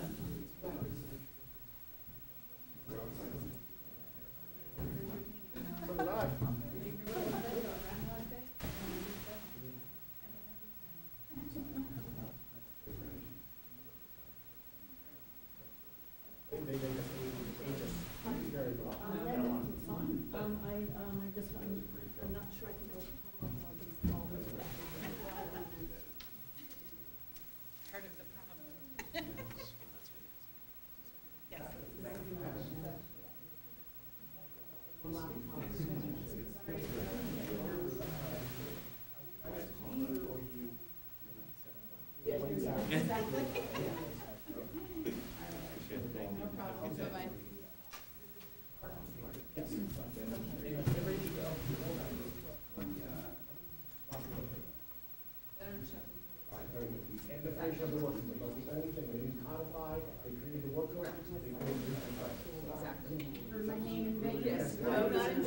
Yes, only in training room.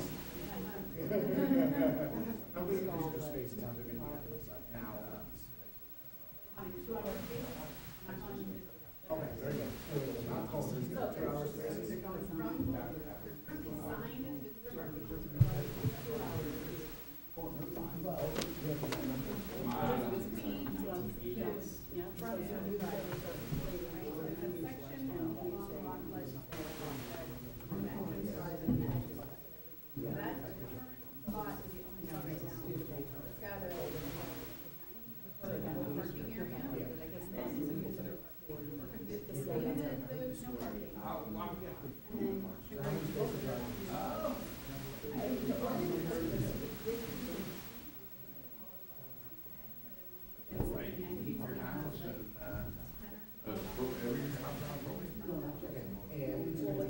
Marked as 2 hour only, and the rest is doing it for now.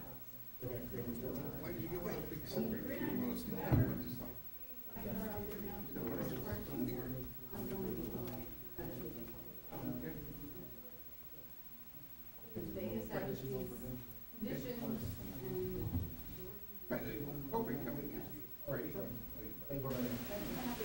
I appreciate that. Don, what do you think this is going to go up on YouTube? Next week? Yeah, next week. Monday, Tuesday? Okay, I just texted Paul and came back. I'm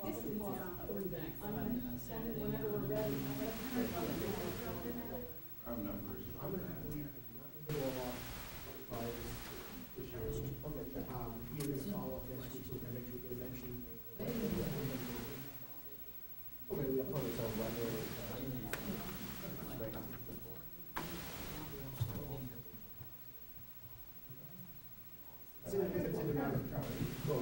Sunday morning is, yes, Sunday morning. But essentially, we're resolved at the year.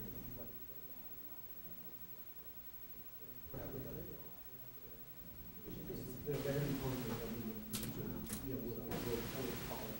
Yeah, yeah. Yeah, no worries. Don't think we're going off. No. You guys have a job, it's helpful. I'm pretty sure I do. Yeah. It's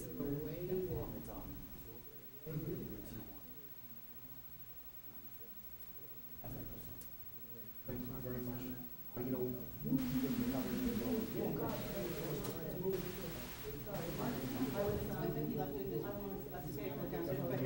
both think it's about 10 to 12 spaces.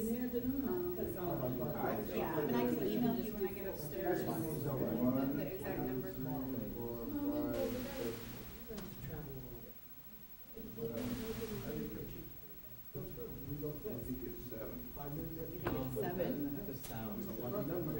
There's 6 here now. 1, 2, 3, 4, 5, 6. Split it down. Yeah. Could you bring the microphone? But I will confirm with you when I get upstairs. Okay, but I have to listen to the rest of the get back upstairs. Because then, I had a kind of position, so because my speakers were listening. Thank you.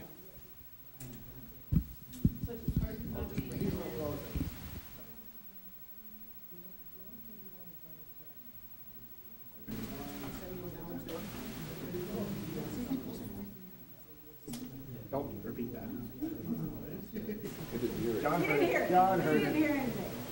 We have any problems with Julie already. Yeah, yeah.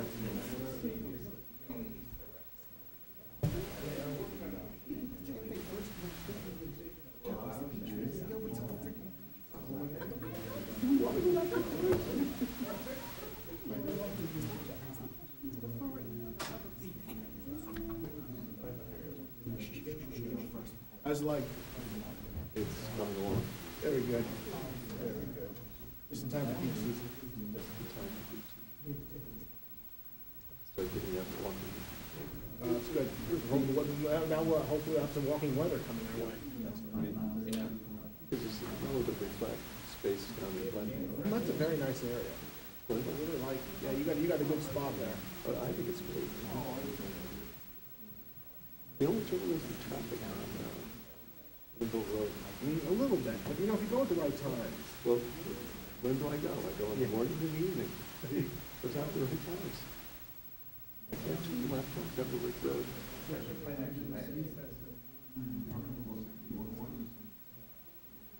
Correction deadlines. How are you doing? I'm doing good. Ish. I'm still here. All right. I'll see you later, John. Have a good weekend. You too. You're not going to stay for coffee? No, I'm going to get back to start writing these things up. I've got early deadlines today. Oh. And I had to write up last night's BET meeting last night, too, so. Yeah. Yes, I think we got the gist of everything, but we're going to catch up on the rest of this when it's up on YouTube and watch the meeting then. Is there any seasonal closings you're asking? Well, what I want to talk about is basically come the spring and the summer, possibility of closing the avenue, at least part of the avenue, on Friday and Saturday nights to have kind of an open mall. For people who have dining out. The issue to me has always been Saturday morning on the avenue. That's why I used to live there. It was just, you couldn't go anywhere on Saturday. Yeah, well, no, I'm not suggesting. This is a totally different. Yeah. This is creating an evening in the summer and spring where you would have restaurants out there, seating out there, people out there. I have to run, but I'm going to follow up on that next week, so it will not be ignored. Okay, no, well, you can ignore Well, it. it's a good idea. That's, it's just a thought. There's a new head of the Chamber of Commerce. I heard what you heard. I have no idea. Is there? That's all I know. You know what I know, okay.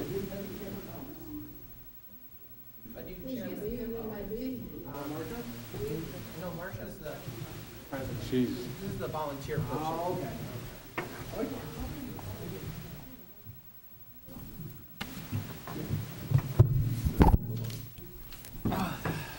Gotta get up after sitting.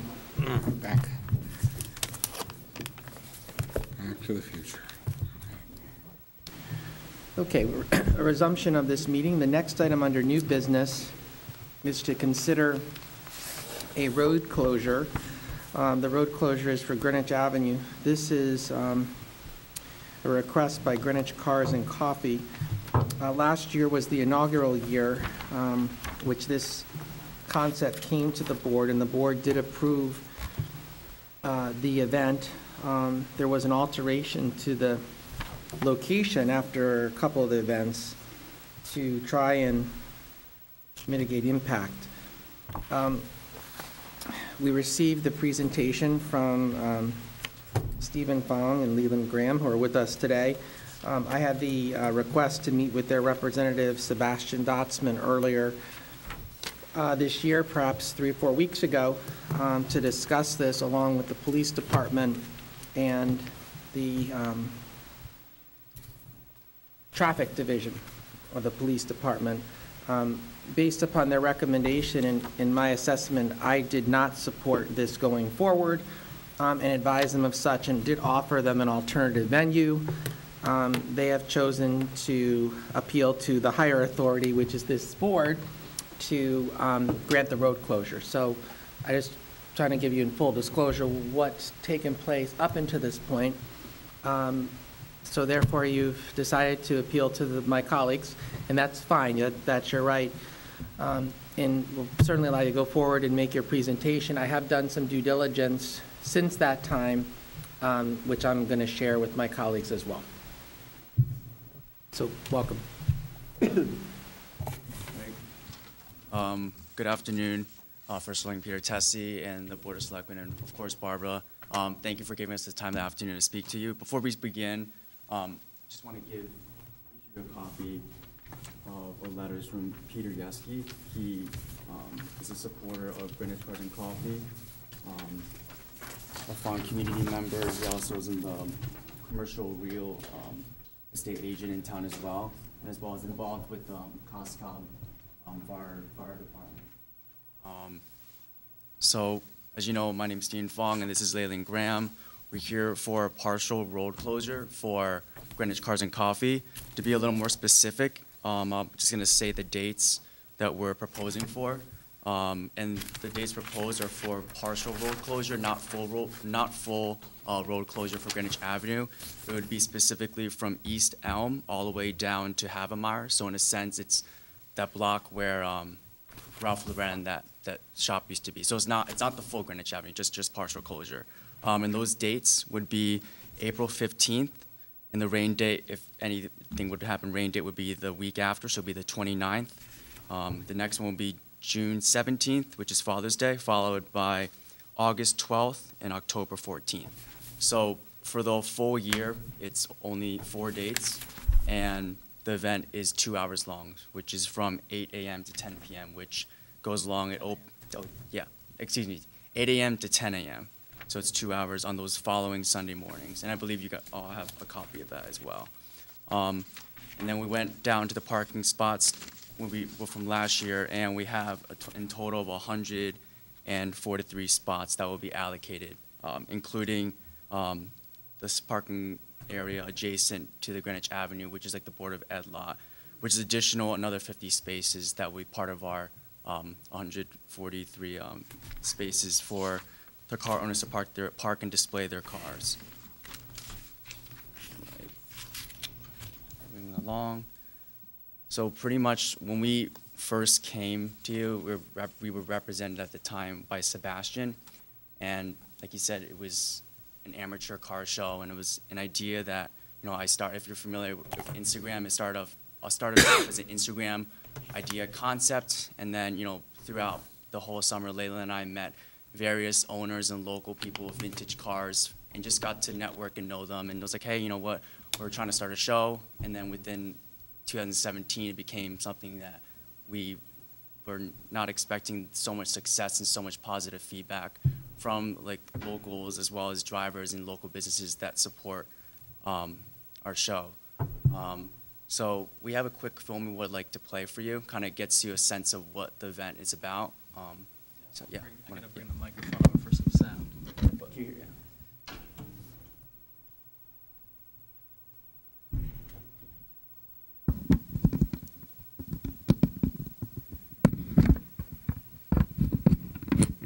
And the videographer, he's from Poughkeepsie, New York, and we reached out to him after we saw this video on YouTube. I believe it has a little over 34,000 views on YouTube, and it's our highest viewed one, just because the popularity, people really got a sense and could connect to the concept of cars and coffee. I think he's not picking up your voice. Oh. Yes, sir. Thanks. Repeat what I said? Okay. So this video is from a videographer from Poughkeepsie, New York, and we came upon this video on YouTube, which has roughly around like over 30,000 views. And when we saw it, we reached out to him and was like, hey, I was wondering if you'd like to share this with us. So he gave us the hard copy file. So this is it right here. It's about 3 minutes and 20 seconds, so it's not too long. I don't know if the sound will pick up. Hopefully it picks up. Can you hear me?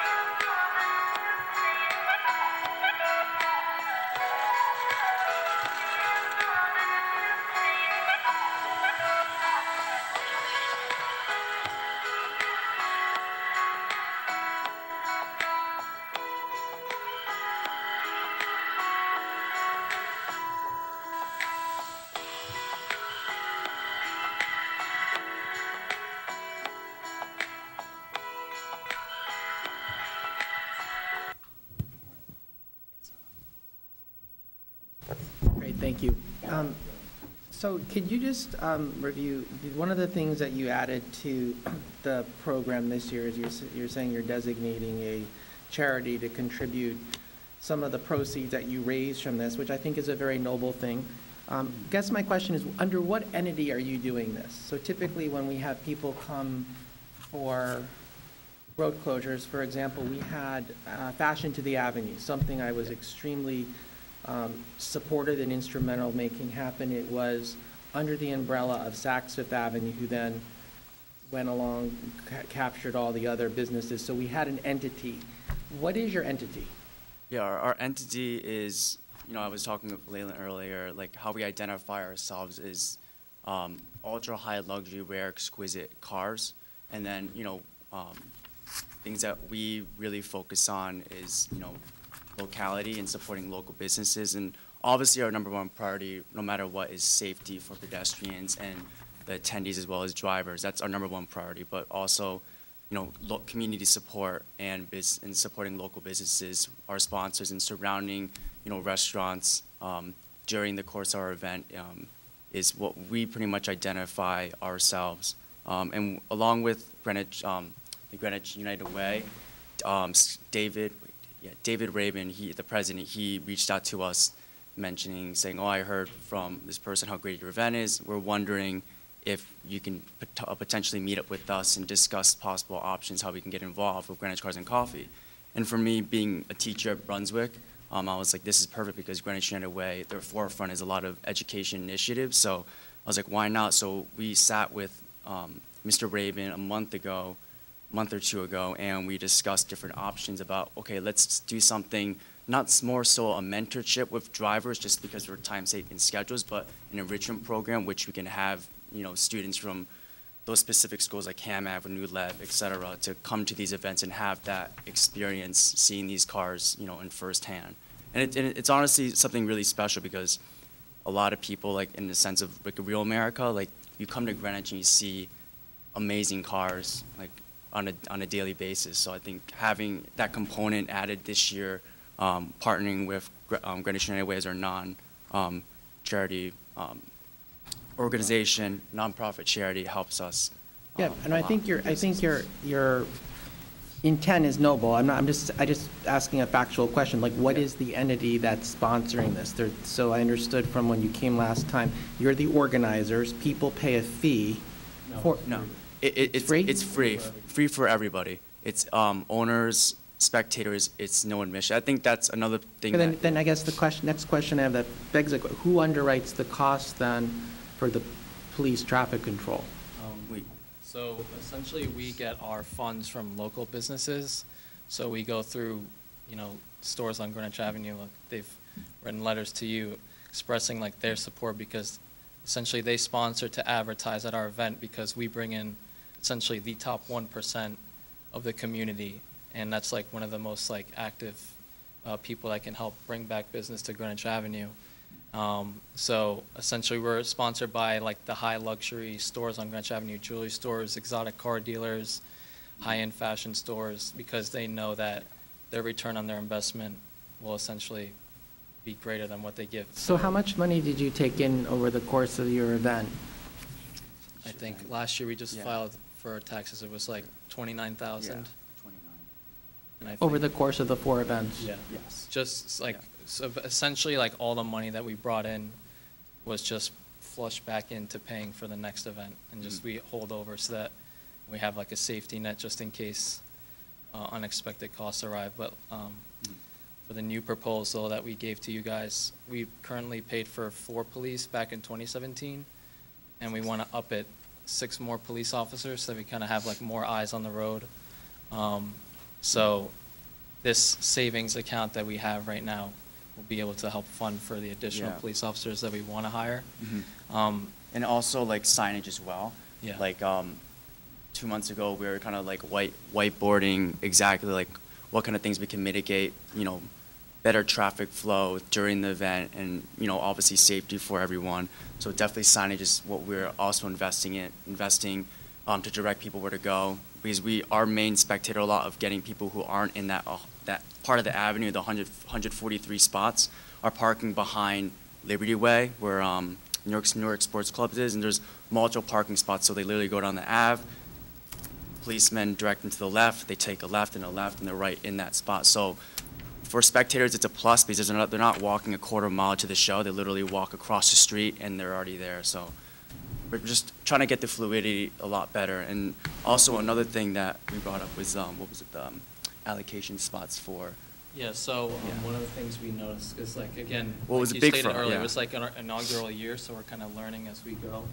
One of the things we want to like help Make out sure. is for the church at St. Mary's, Mhm. by allowing like all the spaces that are in front of the church available for like the parishioners only. So we essentially like, similar to what we do at our block for Cars and Coffee, we put a sign on the meter that says like no parking for an event. We do a similar thing that says no parking is for churchgoers only. Because And for we us, also have yeah. a police officer there that like walks up and down the street to make sure that, you know, no one who's coming to attend the event, you know, parks into the empty spots. Yeah, and we would give them all, like, every spot on both sides of that whole block that's above our venue. Yeah, because for me, it makes sense, like, for me, it's like accessibility for the churchgoers, for the elderly and disabled to have easy access instead of parking farther away. We can Yep. allocate and make sure that happens. I'd like to show you, because having done some research on it, some of the other material that came up that I would say is less than complimentary to your event in terms of what perhaps you're trying to do and the people you bring in, you're really not able to control anybody else who hears about it, who comes in, who, in my assessment, isn't really contributing to the economic vibrancy of the town because very few of the stores are open.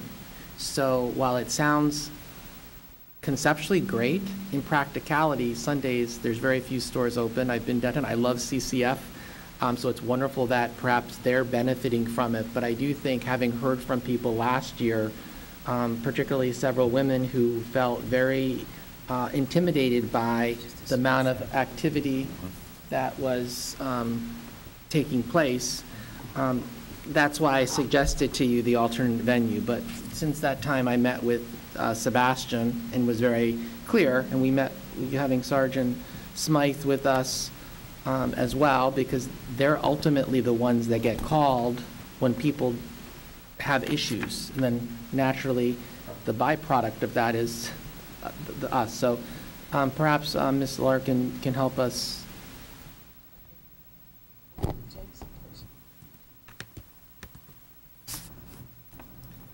Is this just still pic? Okay.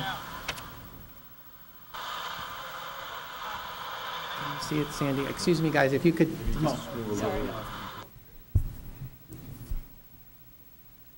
This is Greenwich? Yeah. Oh, can you hear the sound? Okay.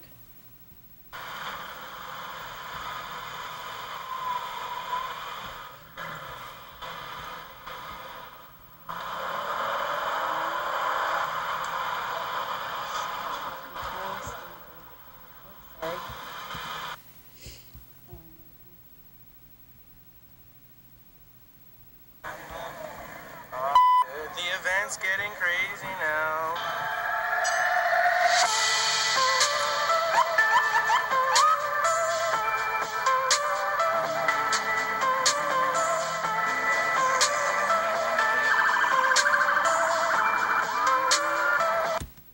Oops, sorry.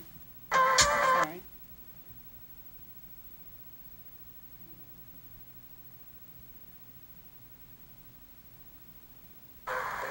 Oh, look, Khalid's here.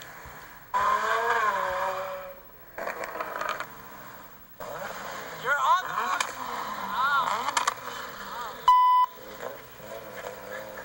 Ow. Ow. Ow.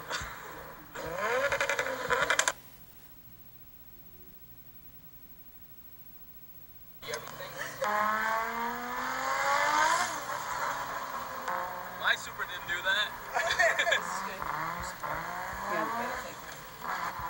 Alright, Colin. That's nice. 2 hands out the window. Yeah, I do that in my car all the time. Thank you. I'm driving.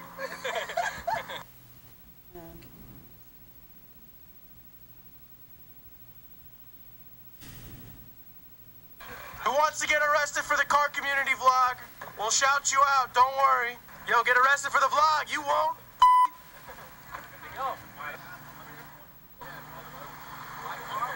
Police are so mean. You're so famous, man. I want to be just like you when I'm older. You're on the wrong side of the car. Where you go? Where are you going? Yo, sir, I can't be on camera. You're not famous. What up? Where's Julian at? He's not driving his NSXC.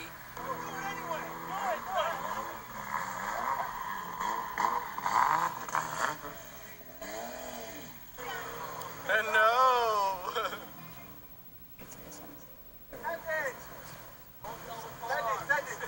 Send it to me. $5. I'll give you. Yes,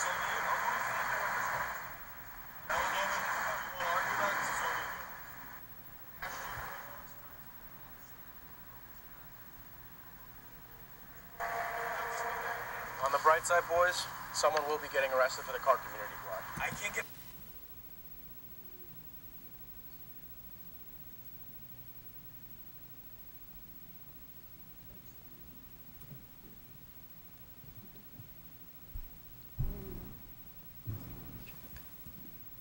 They're just out there. Okay, I'm gonna have to skip to it.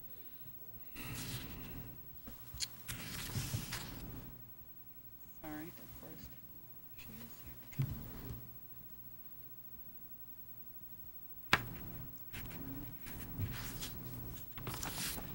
Yeah, sorry about that.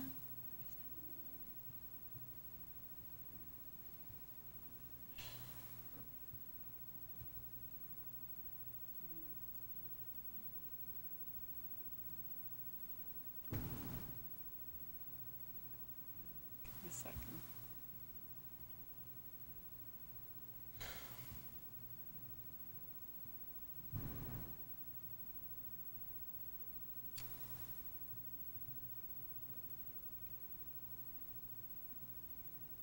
Sorry, I'm just having a little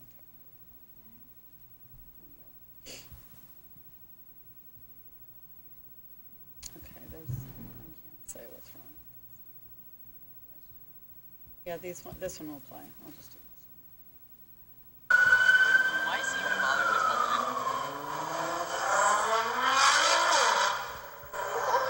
That was loud.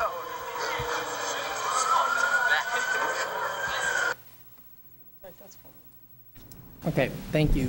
So I want to give you an opportunity, obviously, to comment, but the reason why I went through the trouble of showing that is because, obviously, this is a marketed event, and you've done a nice job of showing the positive benefits of it, but this is the reality. And I was most enthusiastic. I love cars. I think your guys' entrepreneurial spirit is great, but I heard a lot of feedback. I met with people back in the fall after this, before I saw this. So when Sebastian came to me, and having been briefed on this by the police, I offered an alternative to you. And the alternative would be to utilize the campus here on a Sunday, which creates a much more controlled environment of people coming in. If in fact you're just inviting certain people to come, and perhaps, and again, I may be wrong on this, and I'm beginning to believe I will be, because word gets around, even though those participating would be contained within here, it would require no road closures, it would require a special event permit. You can display the nice cars you want, we even sit out on the front, and create that ambiance. I got the impression that was not adequate for you, that's why you're here. Having seen this now, I'm questioning my even offer to do that because of what transpired there. And so perhaps there's nothing you could say that'll change my view. It's up to these gentlemen ultimately. I will just tell you, I think it poses a tremendous amount of risk and exposure. And I think the police department, who has to enforce these rules for us and ensure the safety, should be given a chance to opine. And then I'm going to stop talking. So.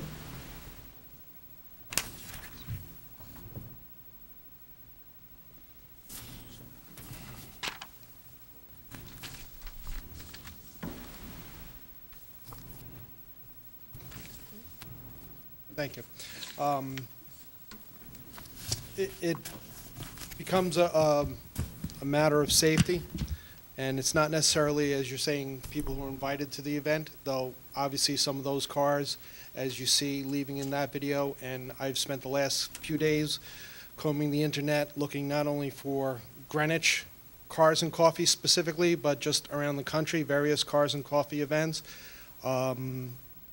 It's always when the people are leaving the event that these are happening, because people have been there showing off the cars for a few hours, and as they're leaving, the tendency with the crowd being around, videotaping everything, is to want to rev the engine, to peel out as you see. That's Elm Street, coming down Elm Street from Greenwich Avenue down here towards Town Hall. There's many videos of the cars racing down, and not only like that one, which was a Honda or whatever it was, some of the Lamborghinis as well that are leaving the event. So these are people who are invited to your event that are now turning onto Elm Street and tearing down Elm Street. There's videos of them in the after parties, which I know you're going to say you have no control over. However, they're coming originally for your event, going to Miller Motor Cars, racing up and down the Post Road. These people are videotaping this and then posting it, so you can go on yourselves and see it as well. They're all over there. Something, though, that is under your control and on your videos, which I saw, I don't know whether it was the same videographer as you're talking about now. Obviously, there was some footage taken from a drone. Is he following all the FAA regulations for that? Is he licensed? Did he contact the airport? We're within 5 miles of the airport. You're required to do that by law. You're not allowed to fly a drone over people's heads. He was obviously doing that, so you're violating the laws there as well. So that is things that you do have direct control over that you are violating. It comes to a safety issue in, what is it, Boise, Idaho, Cars and Coffee. A Porsche, when it was leaving the event, goes off the road, crashes into 8 people, including children. A Viper crashes at an event in, where is this?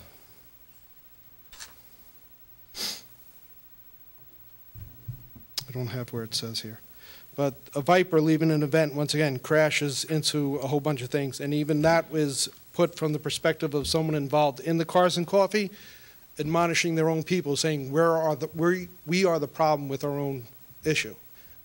That's them trying to tell their own people, stop doing this. It's not from someone outside. A car in Houston goes off the road once again and crashes. It's all the people leaving the event. It's just a matter of time. As you saw in their own video, cars are moving down Greenwich Avenue while people are walking all around them. Eventually, someone is going to get hurt. We've already had a few accidents involving some of your cars that were invited. One into a mailbox and one as the guy was leaving one of your events. Soon it's going to happen where someone is going to get seriously hurt.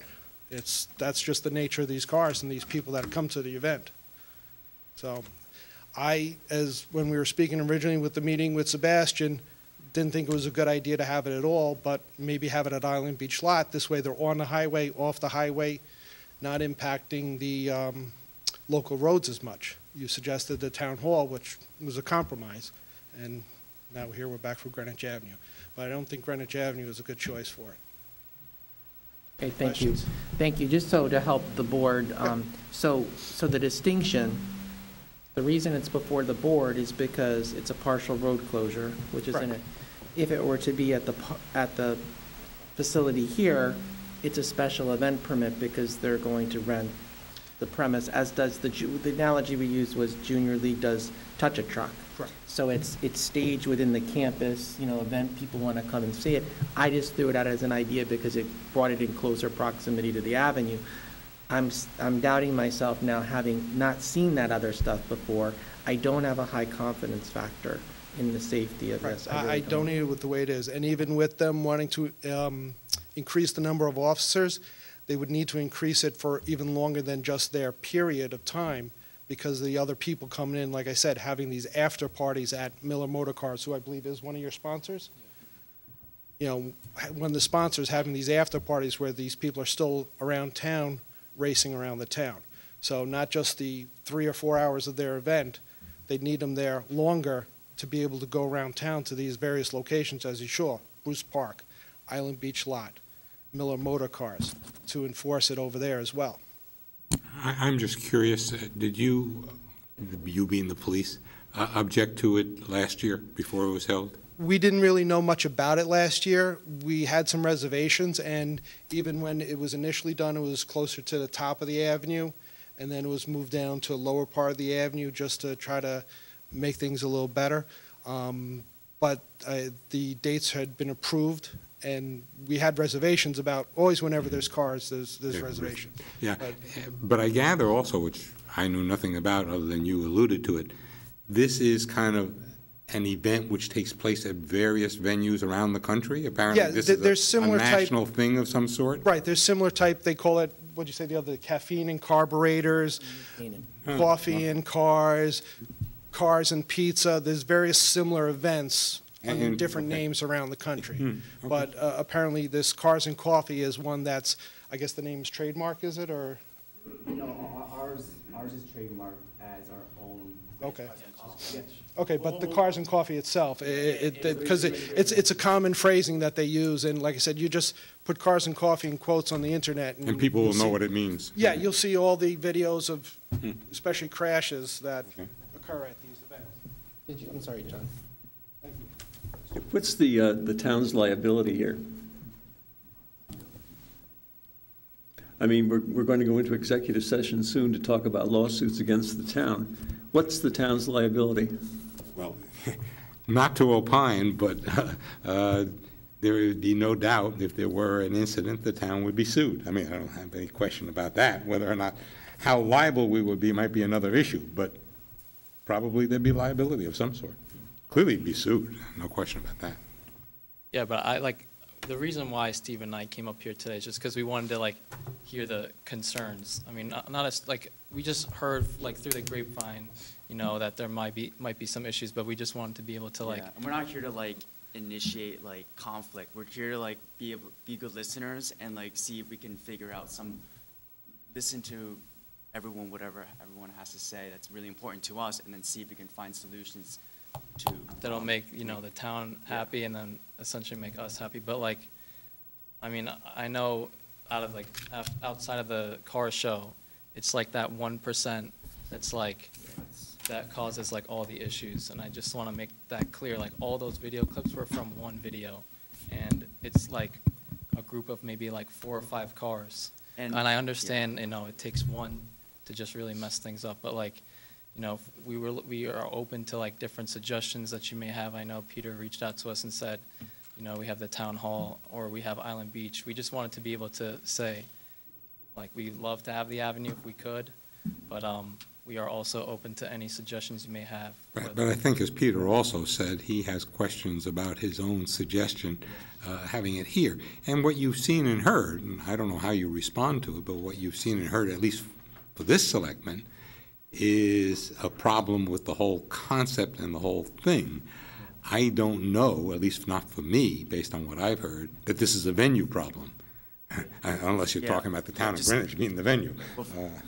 Just going back to the video of the police that was leaving, that I believe he was leaving for a call, and when the video, they edited it out, they edited a black and white car, which was a Miller Motors car, which was a Rolls-Royce black badge car. But if that person were to keep the original clip, he would have, he went around. Because I was there at the end of the show watching people leave. He ended up going around, that Rolls Royce. It wasn't like he's pulling over that car. He was going for a call that wasn't related to our event. And the guy was like, oh, I remember he said in the video, he's like, he's going after the P1 or something. I'm like, that's not true. There wasn't any P1 at the show. I mean, we've seen the evidence from both sides, but I mean, from the local businesses and from us, all we can say is that from our side, it's been perfect. We're willing to work with the town police to make sure that it becomes a safer place for everyone involved, spectators. We want to have, the thing that we notice is, we saw that the people that are making all this, noise and everything, are the ones that aren't invited to our event. So a way that Steve and I, plan to combat this is to make it essentially invite only.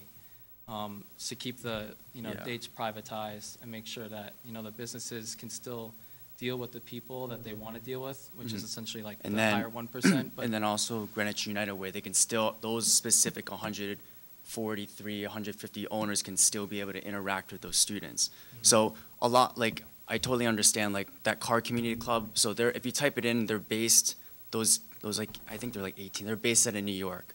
And I think with our Cars and Coffee, the reason why we trademarked it Greenwich Cars and Coffee, because we're kind of like almost like, I would say like the black sheep of Cars and Coffee no one hears about, but it's like the most exquisite, high class, high luxury. So you're not tracking, you know, Supras, Hondas, nothing against them, because obviously Cars and Coffee, the whole concept was from Irvine, California in 1980s, where it was it was inclusive. Everyone was invited. It doesn't matter if you had a Ferrari, it didn't matter if you had like a Porsche or a Honda, everyone's involved. But in this case, you know, if we want to really constrict and have a controlled environment, like, you know, Mr. Tessie was saying, like Leyland said, I'll definitely, we'll be more than happy to make it like invite only. And also a huge thing is that we have so many impressions on social media. So once we make an announcement, which we haven't done yet, I think a lot of people are waiting for an announcement, but from what I'm hearing and perceiving from a lot of the parties, it seems like, you know, we're fine with just not posting any more social media on Facebook and Instagram, which are our major platforms to announce the dates. We can just simply just make it an invite only to select individuals in the community and also car collectors and aficionados. That will help keep the community represented, yeah, and also keep businesses, keep the the sponsors businesses, happy, yeah, because they wanna make so they sure can that still reach those specific clientele from our town and other consumers, and that would eliminate those actions and behaviors of those people like that, because they won't even know about the show, because everyone that we're inviting, it's, you know, we disclaimer, do not share the dates. And we do, out of the 4 events, we do smaller events with like Miller Motor Cars, Collectors Car Garage, etc. Those are invite onlys, and every time we have those invite onlys, everyone's really respectful. They don't share, and plus they're older gentlemen anyways. They don't really associate themselves with the other. So we're just trying to lay out different types of things that, you know, you guys can wrap your heads around. But yeah, we're willing to make it more invite only, specific people that we want to be there. And so your thoughts, comments? My suggestion would be, I think Sandy helped categorize it. It's not even so much the venue, it's the concept overall. So whether it's on Greenwich Avenue, it's here, based upon how it's been constituted, there are problems. I don't know really how you fix that. I mean, particularly it's up to law enforcement to ensure safety and security of our residents. It wasn't just people participating in the event who complained, it was residents who lived in the affected areas, it was people who were coming downtown. It is a Sunday morning. A lot of people use that for quiet enjoyment. They want to walk their dog down the avenue, they want to go for a coffee, they want to go play with their kids. And listen, I like the car. I loved it. That's why I was so enthusiastic. So it pains me to tell you, but I don't want to own the responsibility of something happening because it was so out of control. I also do have to take issue. I really don't think it adds anything to the economic vibrancy of the town because most of the businesses are closed. Versus, I mean, the Greenwich Concourse is a show that's been in existence for a quarter of a century. People know about it internationally. They book hotel rooms here. They dine at our restaurants. And they're contained in a special event environment. So it's not necessarily about the performance of the cars as it is about the artistic in collector value of the car. So it's just a very different type of an event. But that I could say very emphatically does add value because I've talked to the Del Mar Hotel and I've talked to the people at Henkelman who, you know, point out that this helps them. So I would encourage you to perhaps revisit the concept. Perhaps if you like, come back to us if in fact you think you can give a more secure and less exposed manner in which to do it, but not, for me, not on Greenwich Avenue. So for me, Greenwich Avenue is out. Yeah, I just want to make one thing clear about like the return on investment. I mean, we've included a bunch of letters that came from businesses on Greenwich Avenue that have vouched for us and said that their like initial investment into such a, you know, our organization's youth has not only like, you know, benefited them, like, I'm gonna just pull something up, like Shreve Cumberland said, in a market with ever shrinking retail presence, sky-high rents, and highly limited parking, it gives thousands of people a reason to visit Greenwich. They are not just visiting the backcountry or waterfront, but the heart of our local economy, Greenwich Avenue. The tangible return on my investment into Cars and Coffee has already been rewarding in the organization's youth, and can only imagine what a fine tradition it may hold for the town of Greenwich and its small businesses for years to come. And it's like, it's not only that, it's like various different businesses. It's not just car-oriented. I mean, we do, just last month, we had an event at the Delamar for Cars and Coffee, so. Yeah, we have at the Lascaux with David, the manager there. He was excited, and we even had guys that came from far away that stayed at the Delamar Overnight, just to come for to the car Saturday. show. We got guys from Boston and, Philadelphia. Yeah, we had and photographers Pennsylvania, fly from like Sweden. Sweden. We had a guy come from, so it's, we want to make, we understand right now that Greenwich Avenue is out of the picture. Right now, we're just looking for alternative venue with obviously the parameters that we could potentially work with the town. But we really want to make Greenwich Cars and Coffee like a destination for people, not just, a lot of people that come, they come from like Bedford, New York, or other places. They spend a whole day. Like a family would come. We see it so many times. You'll see the cars from the show parked at Lascaux because they're like, hey, it's right down the avenue. Might as well make a whole day trip out of like the whole event, because it ends at 11. Brunch starts. It ends at 10. Brunch starts at 11, and like you got Terra, which is always packed all the time with our guys that come. So we want to make it a destination for people, and the fact that and the reason why we were thinking, oh, let's do a car show 12 times, like once a month, but we don't want to keep our shows. We don't want to keep it stale. So we feel that only 4 times a year is a perfect amount, and also doesn't put stress like on the town. This is when it was at Greenwich Avenue, and on top like only 2 hours instead of like other car like Concord type of shows. It's not like an 8-hour commitment. People are there for only 2 hours to get their dose of auto art, and then they leave. So for us, it's like we'll pass on like the whole Greenwich Avenue, which is fine. We'd like to find a different location. Just so you know, at least for me, and I'm only speaking for myself, obviously, our responsibility is to balance benefit against risk. It seems to me that the risk here, for reasons that Mr. Toner identified as well as Mr. Tessie, is high. The benefit, I'm with Peter. I'm dubious about the fiscal benefit to the town, to the merchants, to the whole ambiance of the thing. Having said that, and therefore I would be highly doubtful that this will ever fly. Having said that, if you do want to pursue it, what I suggest, just following up on what Mr. Tessie said, is basically put together a brief that says what the benefit is, how you're going to control it, how you're going to minimize the risk, and why we should do this, period. That's what I would do if I were you. Thank you. Yeah, I think Mr. Litvak has summed it up nicely. And again, not to take away from you guys as citizens and so forth, I just think the concept as is presented has issues, so. Thank you, though. Thanks. And when's if we were to repropose with, I guess you can say firming up a concept and on a more structured basis and parameters set of how we would, show benefits and like market Greenwich Cars and Coffee and have specific attendees. When's another time? Like I want to write down when's the next. Our Board of Selectmen meeting? Yeah, Ms. Hines can give you our schedule. It is subject. It's also posted online too. It's posted online. So, We'll discuss the next meeting. yeah, so you could follow it there. Okay. And all be right. in touch with her as the contact for our board. Okay. Barbara's the one who handles us. Okay. All right. Thank you.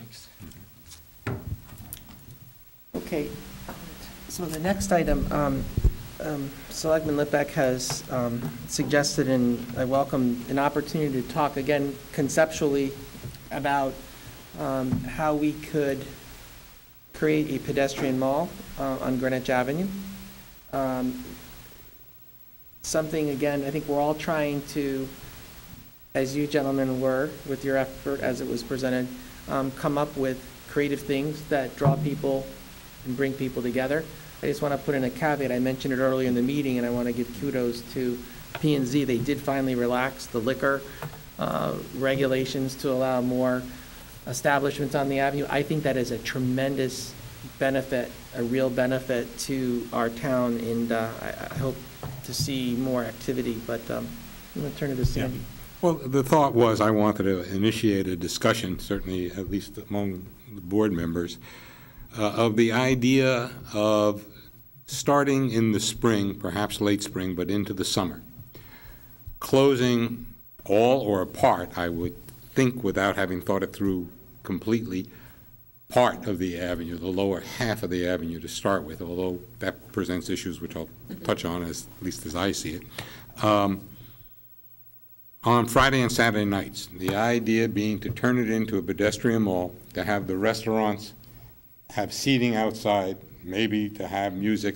The idea is to get something going on the avenue, in Greenwich, in the spring and summer when the weather permits, and have people there. And I think it will do two things. One is that it will obviously benefit those restaurants and those arenas which choose to serve. Some stores may decide to stay open if they think there are going to be people there at 6, 7, 8 o'clock at night. And you create, I hope, a buzz. What I started to say is if we only do the lower half of the avenue, you've got a whole block of restaurants at the top part of the avenue that will feel, I suspect, disadvantaged or discriminated against in some way. If you close the whole avenue, which I personally would off the top of my head favor, I suspect you will have people who will feel that that is overdone and too much. And maybe the answer is you sequence it. Again, as I said, I have no hard and fast plan, which maybe I should have, but I don't. I wanted to make it more for discussion. Maybe what you do is you sequence it, and you start out in April or May, and probably have to be May at this juncture, with the lower half, and see how that goes, and see if you do, in fact, create the kind of mall that I'm talking about and envisioning. And if so, then you can move up the avenue and close it off at, higher up on the avenue. And anyway, that's the thought. It is, as Peter said, an effort to do something to put, for lack of a better word, juice into the avenue and into people thinking about it.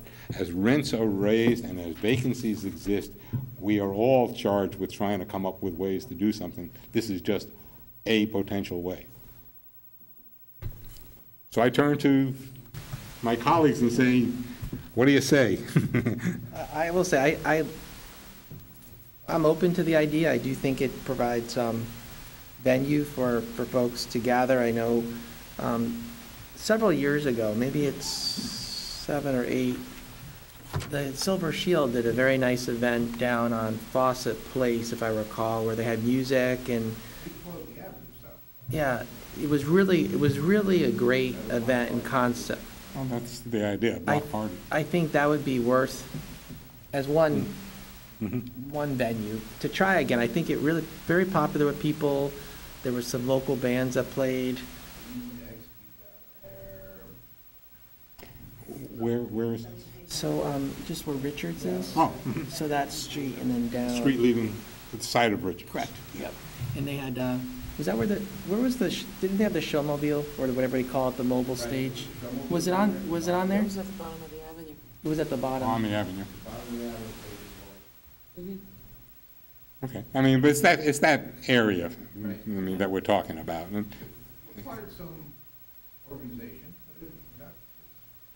But I think you're going to pull it off. You need to find someone, not the board of selectmen, who can't do any deal, Chamber of Commerce effort, or lower Avenue restaurant coalition effort, or somebody's got to arguably pull a special events permit for this.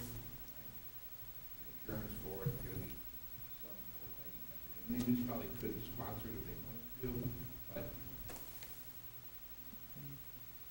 Think about we proposed it to the Chamber of Commerce. And I'm all for it. It speaks to really I think it's their role. It is their role. So It is their role. I'm willing to agree that we do.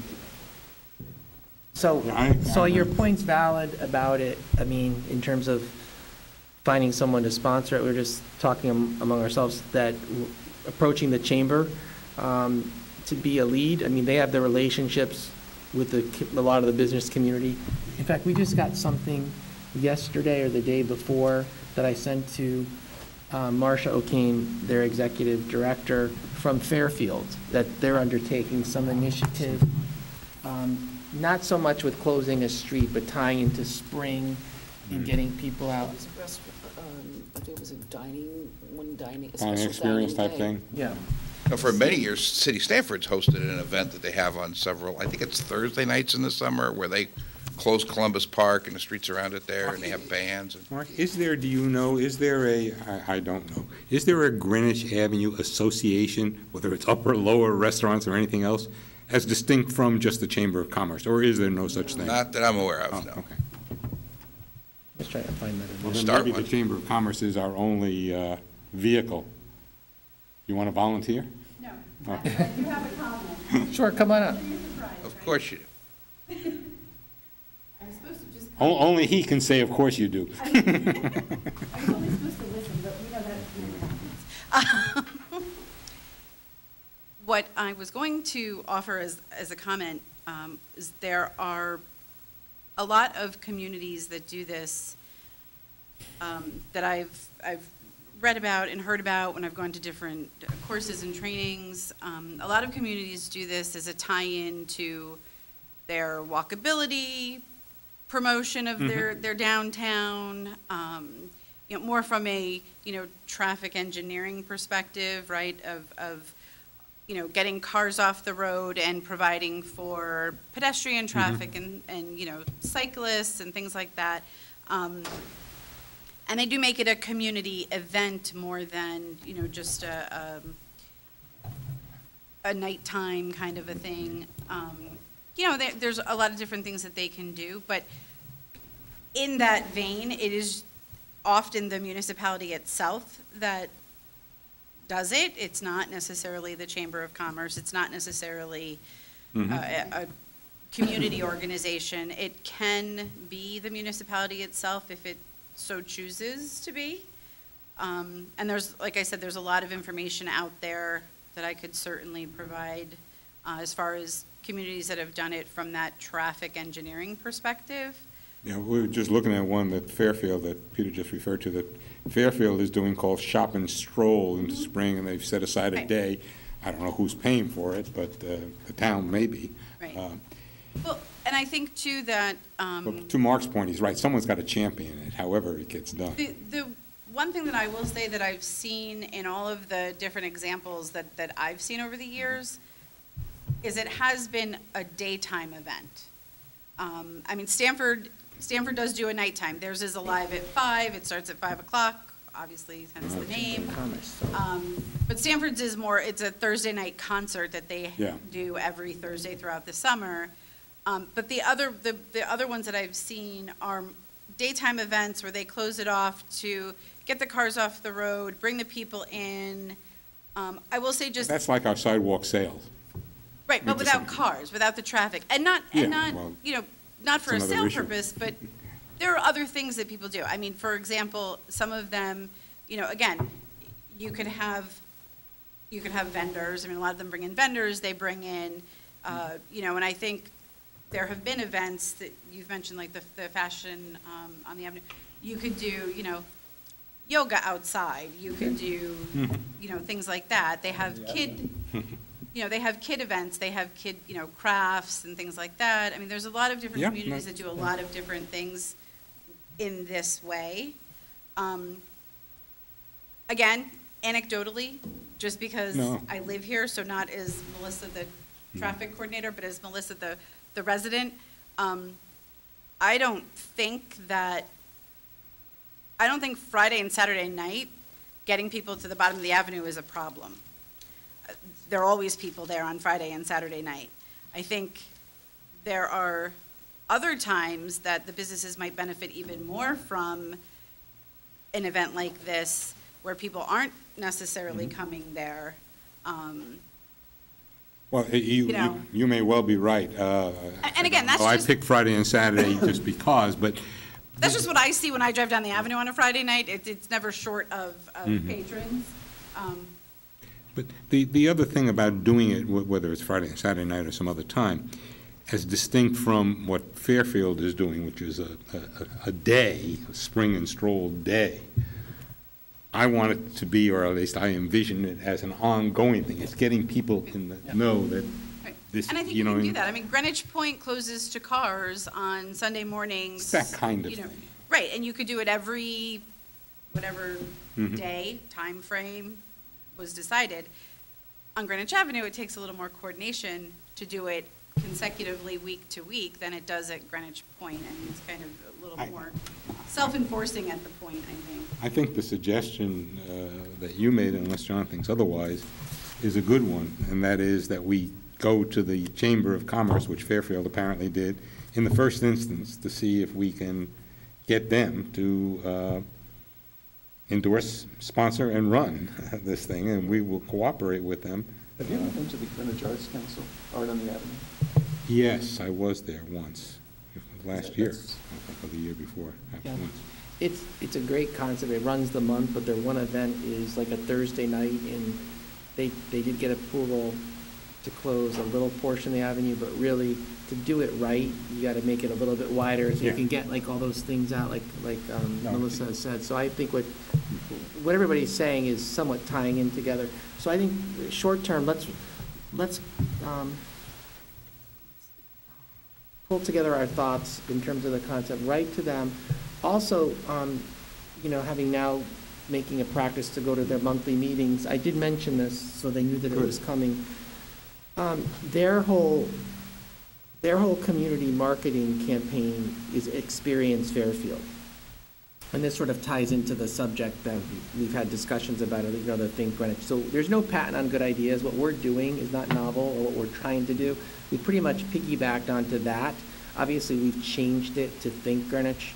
But the point is, we should tie them all together, because they're all designed in many ways to achieve the same thing, to bring greater attention, relevance in communication with people. So I'd also suggest I call upon those folks who volunteered to tie into this and help us with this. So Barbara, if you could work with me, we'll draft something, and I think all three of us should sign it as solidarity that this is something that we think would be good. Yeah, the one thing I would add to that, and that is all fine, is, and we ought to make it clear, perhaps you can, Peter, time is of the essence here if we're really going to do this. I mean, you're talking about, this is March 23rd, okay? I think you guys know better than I that this would require a lot, both with the police and everybody else. So this is not one that someone ought to ponder for the next 30 days. Yeah. I mean, either we do it or we don't do it. And if we don't do it, that would be a shame. Yeah, no, I agree. Like I said, I'm happy to Great. share with you some of the other communities that I know of that have done. Great. Would you mind joining us? I mean, be part of it? No, I mean, I unfortunately have to leave early today, so I can't get to anything this afternoon. Yeah, no worries. But, Monday, I can send some links to some of the other towns that I know have done this.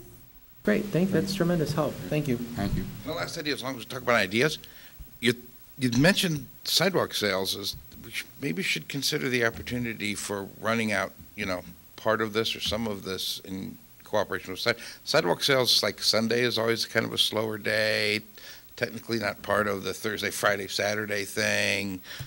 I don't know if there's an opportunity to say that Sunday is going to be the day that we're going to, close some of the blocks and have sidewalk sales. Maybe that will improve things. Another Just a good thought. idea. No, appreciate it. Mix it up, do something different. We'll bring you into this too. Come on. Anyone who speaks gets roped in. Hey, Leslie, watch out. Bob, watch out. But he does it so well. This is fun. You should fail once in a while. Well, that's good. I think that's a good, good initiative.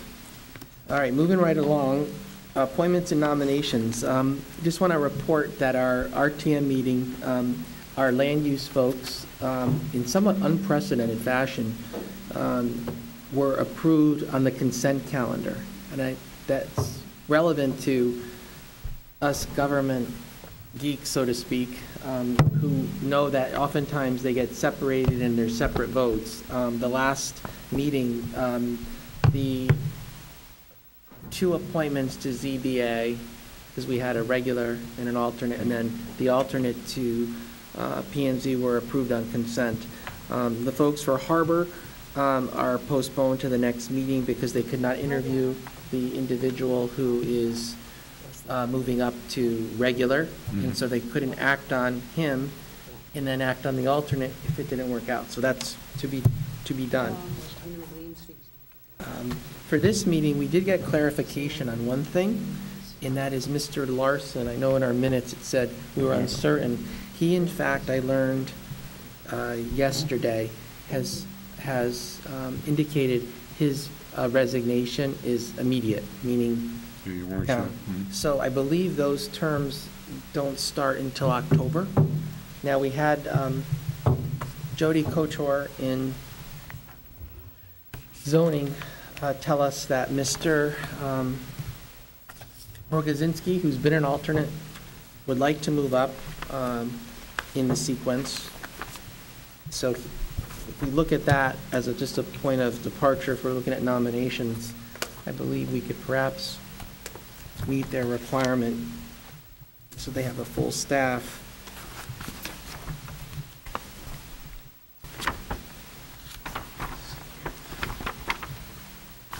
Which one is that? This would be zoning board of appeals. We got a new clean sheet. So this position, and we're getting accustomed to these position designations. This is position R1. It says Larson will not seek renomination. Now, we've learned he's stepping down prior to the expiration, which is October of this year. Mr. Rogozinski, it's on here somewhere. Yeah, he's right above Larson. He's right above. Right above him. He's A1. There he is, there he is. Thank you. So he's expiring in October.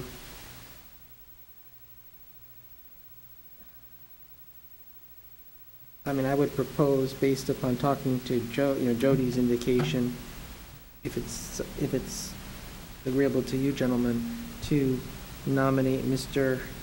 Rogozinski to fill Mr. Larson's spot.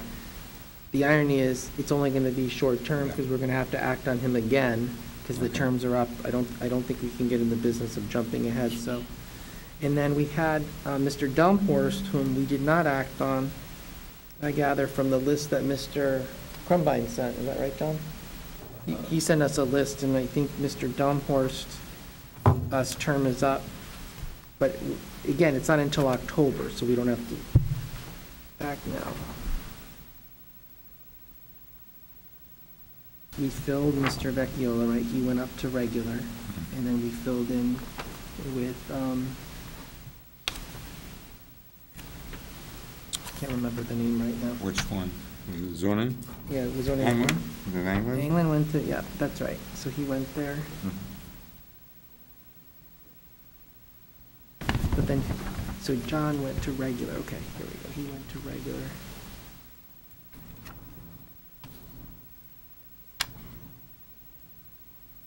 Connor, England.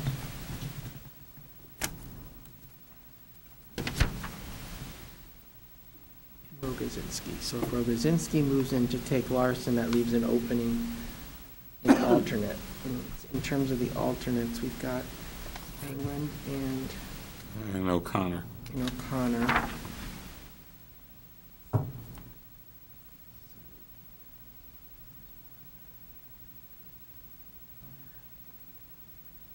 So the gentleman who, didn't we interview Beretta?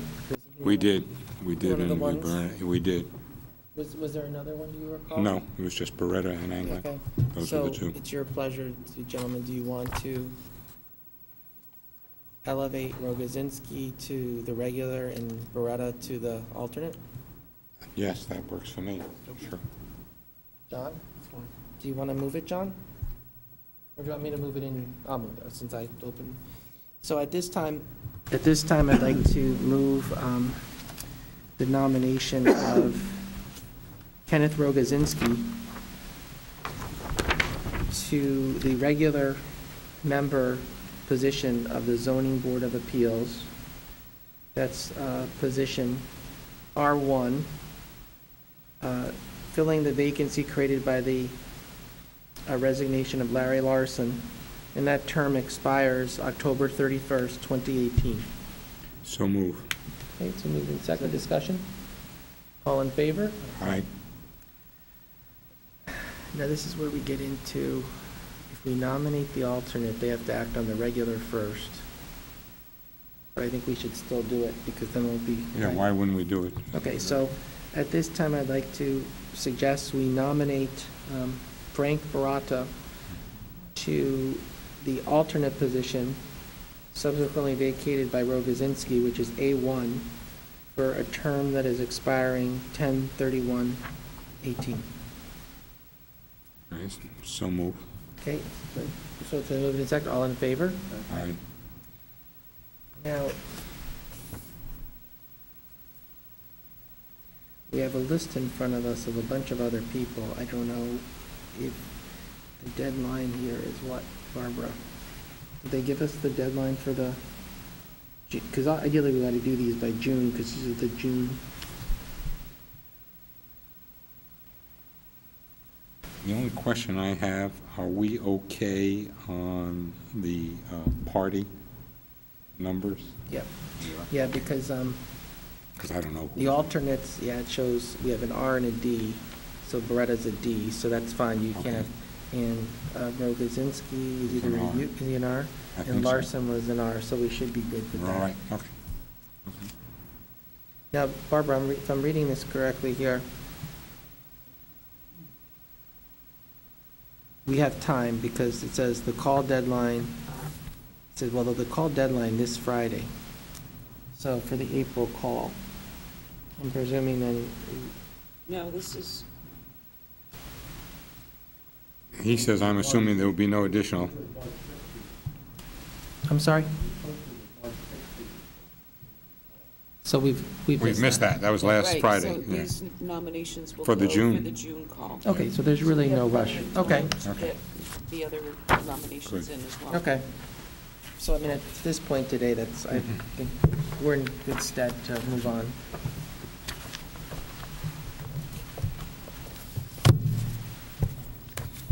Okay, executive session, I have a question about this. I have a question about whether it should have said settlement of claims. Because this was specific to that other, which we're not even doing anymore.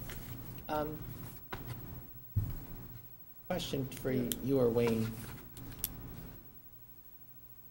Can you, I just want to show you something.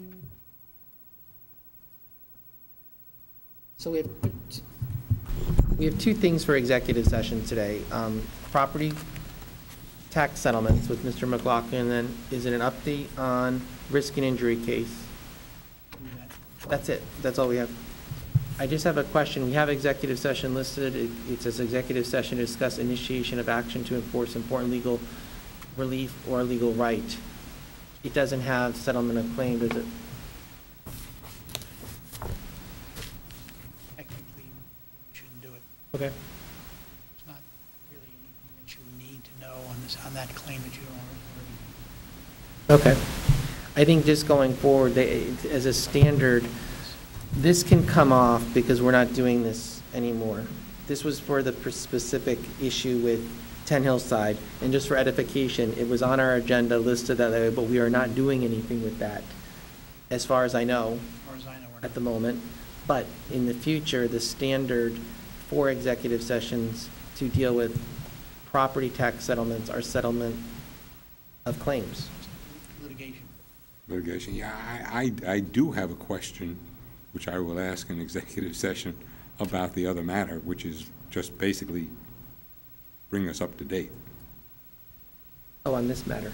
Yeah. Oh, okay, then it's good that it's there, okay. Yeah. But Gene, does that create a problem for you? Because basically what we're saying is because it wasn't worded as it should have, and that will bring up our discussion, when is our next meeting? Peter, when are your next meeting? That's all right, just. Well, that was a discussion we were going to have. The next one is scheduled for April the 12th, which is in the middle of spring break. I don't know what people's availability is. The school's spring break? The public school spring break. Didn't we have one scheduled for the 29th? Did we cancel?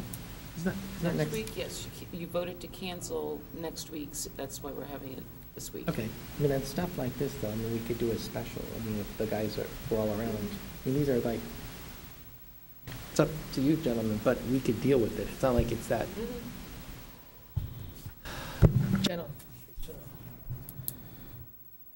Just want to get them to understand so he doesn't sit here.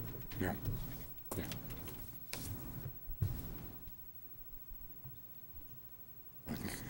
As you say, if he needs approval, we can set another meeting for sometime next week. Yeah, I mean, this is somewhat pecuniary, but we don't want to have someone, well, you didn't list Yeah, it just like that. exactly.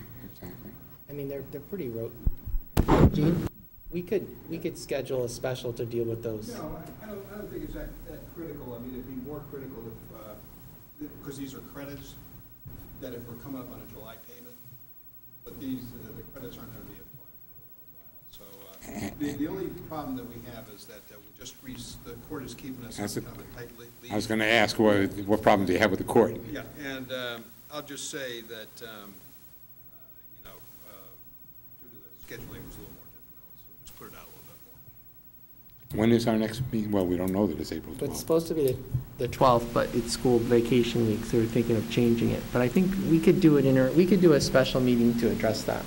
Yeah, if it happens, if I get in trouble. Yeah.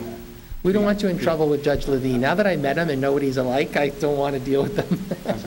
If you get in trouble, we'll give you Peter's cell phone call. I'm going to send you up to meet Judge Levine. Oh, okay, this isn't, okay. Peter doesn't want to admit it, but he actually enjoyed it. I said, I want a job I could go to in slippers. The judge is wearing slippers. You always want the judge to be comfortable. Okay, we're going to need a motion to go into Okay. executive session. Move to go into executive session. For purposes of discuss initiation of action to enforce or implement legal relief. Okay, without objection. Session, prior to adjournment, we are just reviewing calendars for adjustments to schedule for the next scheduled meeting. If April 12 is spring break, do you want to do April 5 instead? Sure. I mean, today's the 22nd, so That's good. it's 2 weeks. That's good. I'm just looking at C5. You look as though you're clear. Yep. It's on my calendar. All right, so April the 5th at 10 a.m. Barbara. Location to be determined. Just one thing to follow up. What's the status on that Fairfield 5 and Mayor Martin, the whole thing with Deloitte? For some reason, I'm feeling like that was. It may be that day. Let me see, can I search that under, do you remember the lady over in Martin's office? I'll just put in David's name. It wasn't Valerie.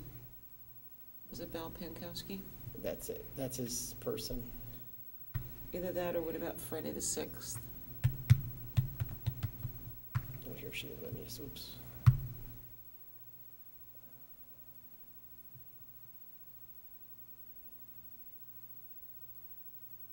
Okay, teleconference.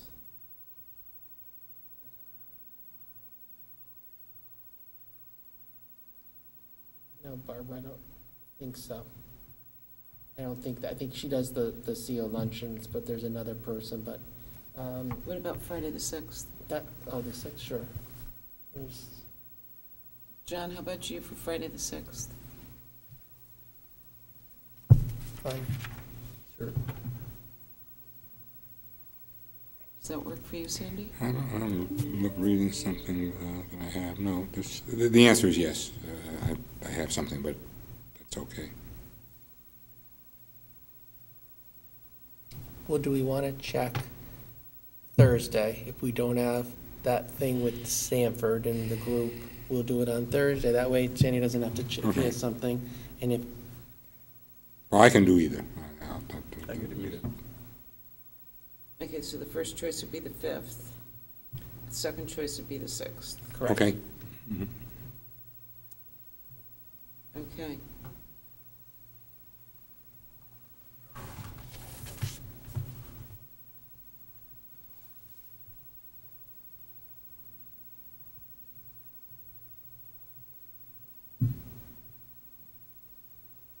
Right, so now I need a motion to adjourn, because you can adjourn and then change the meeting date.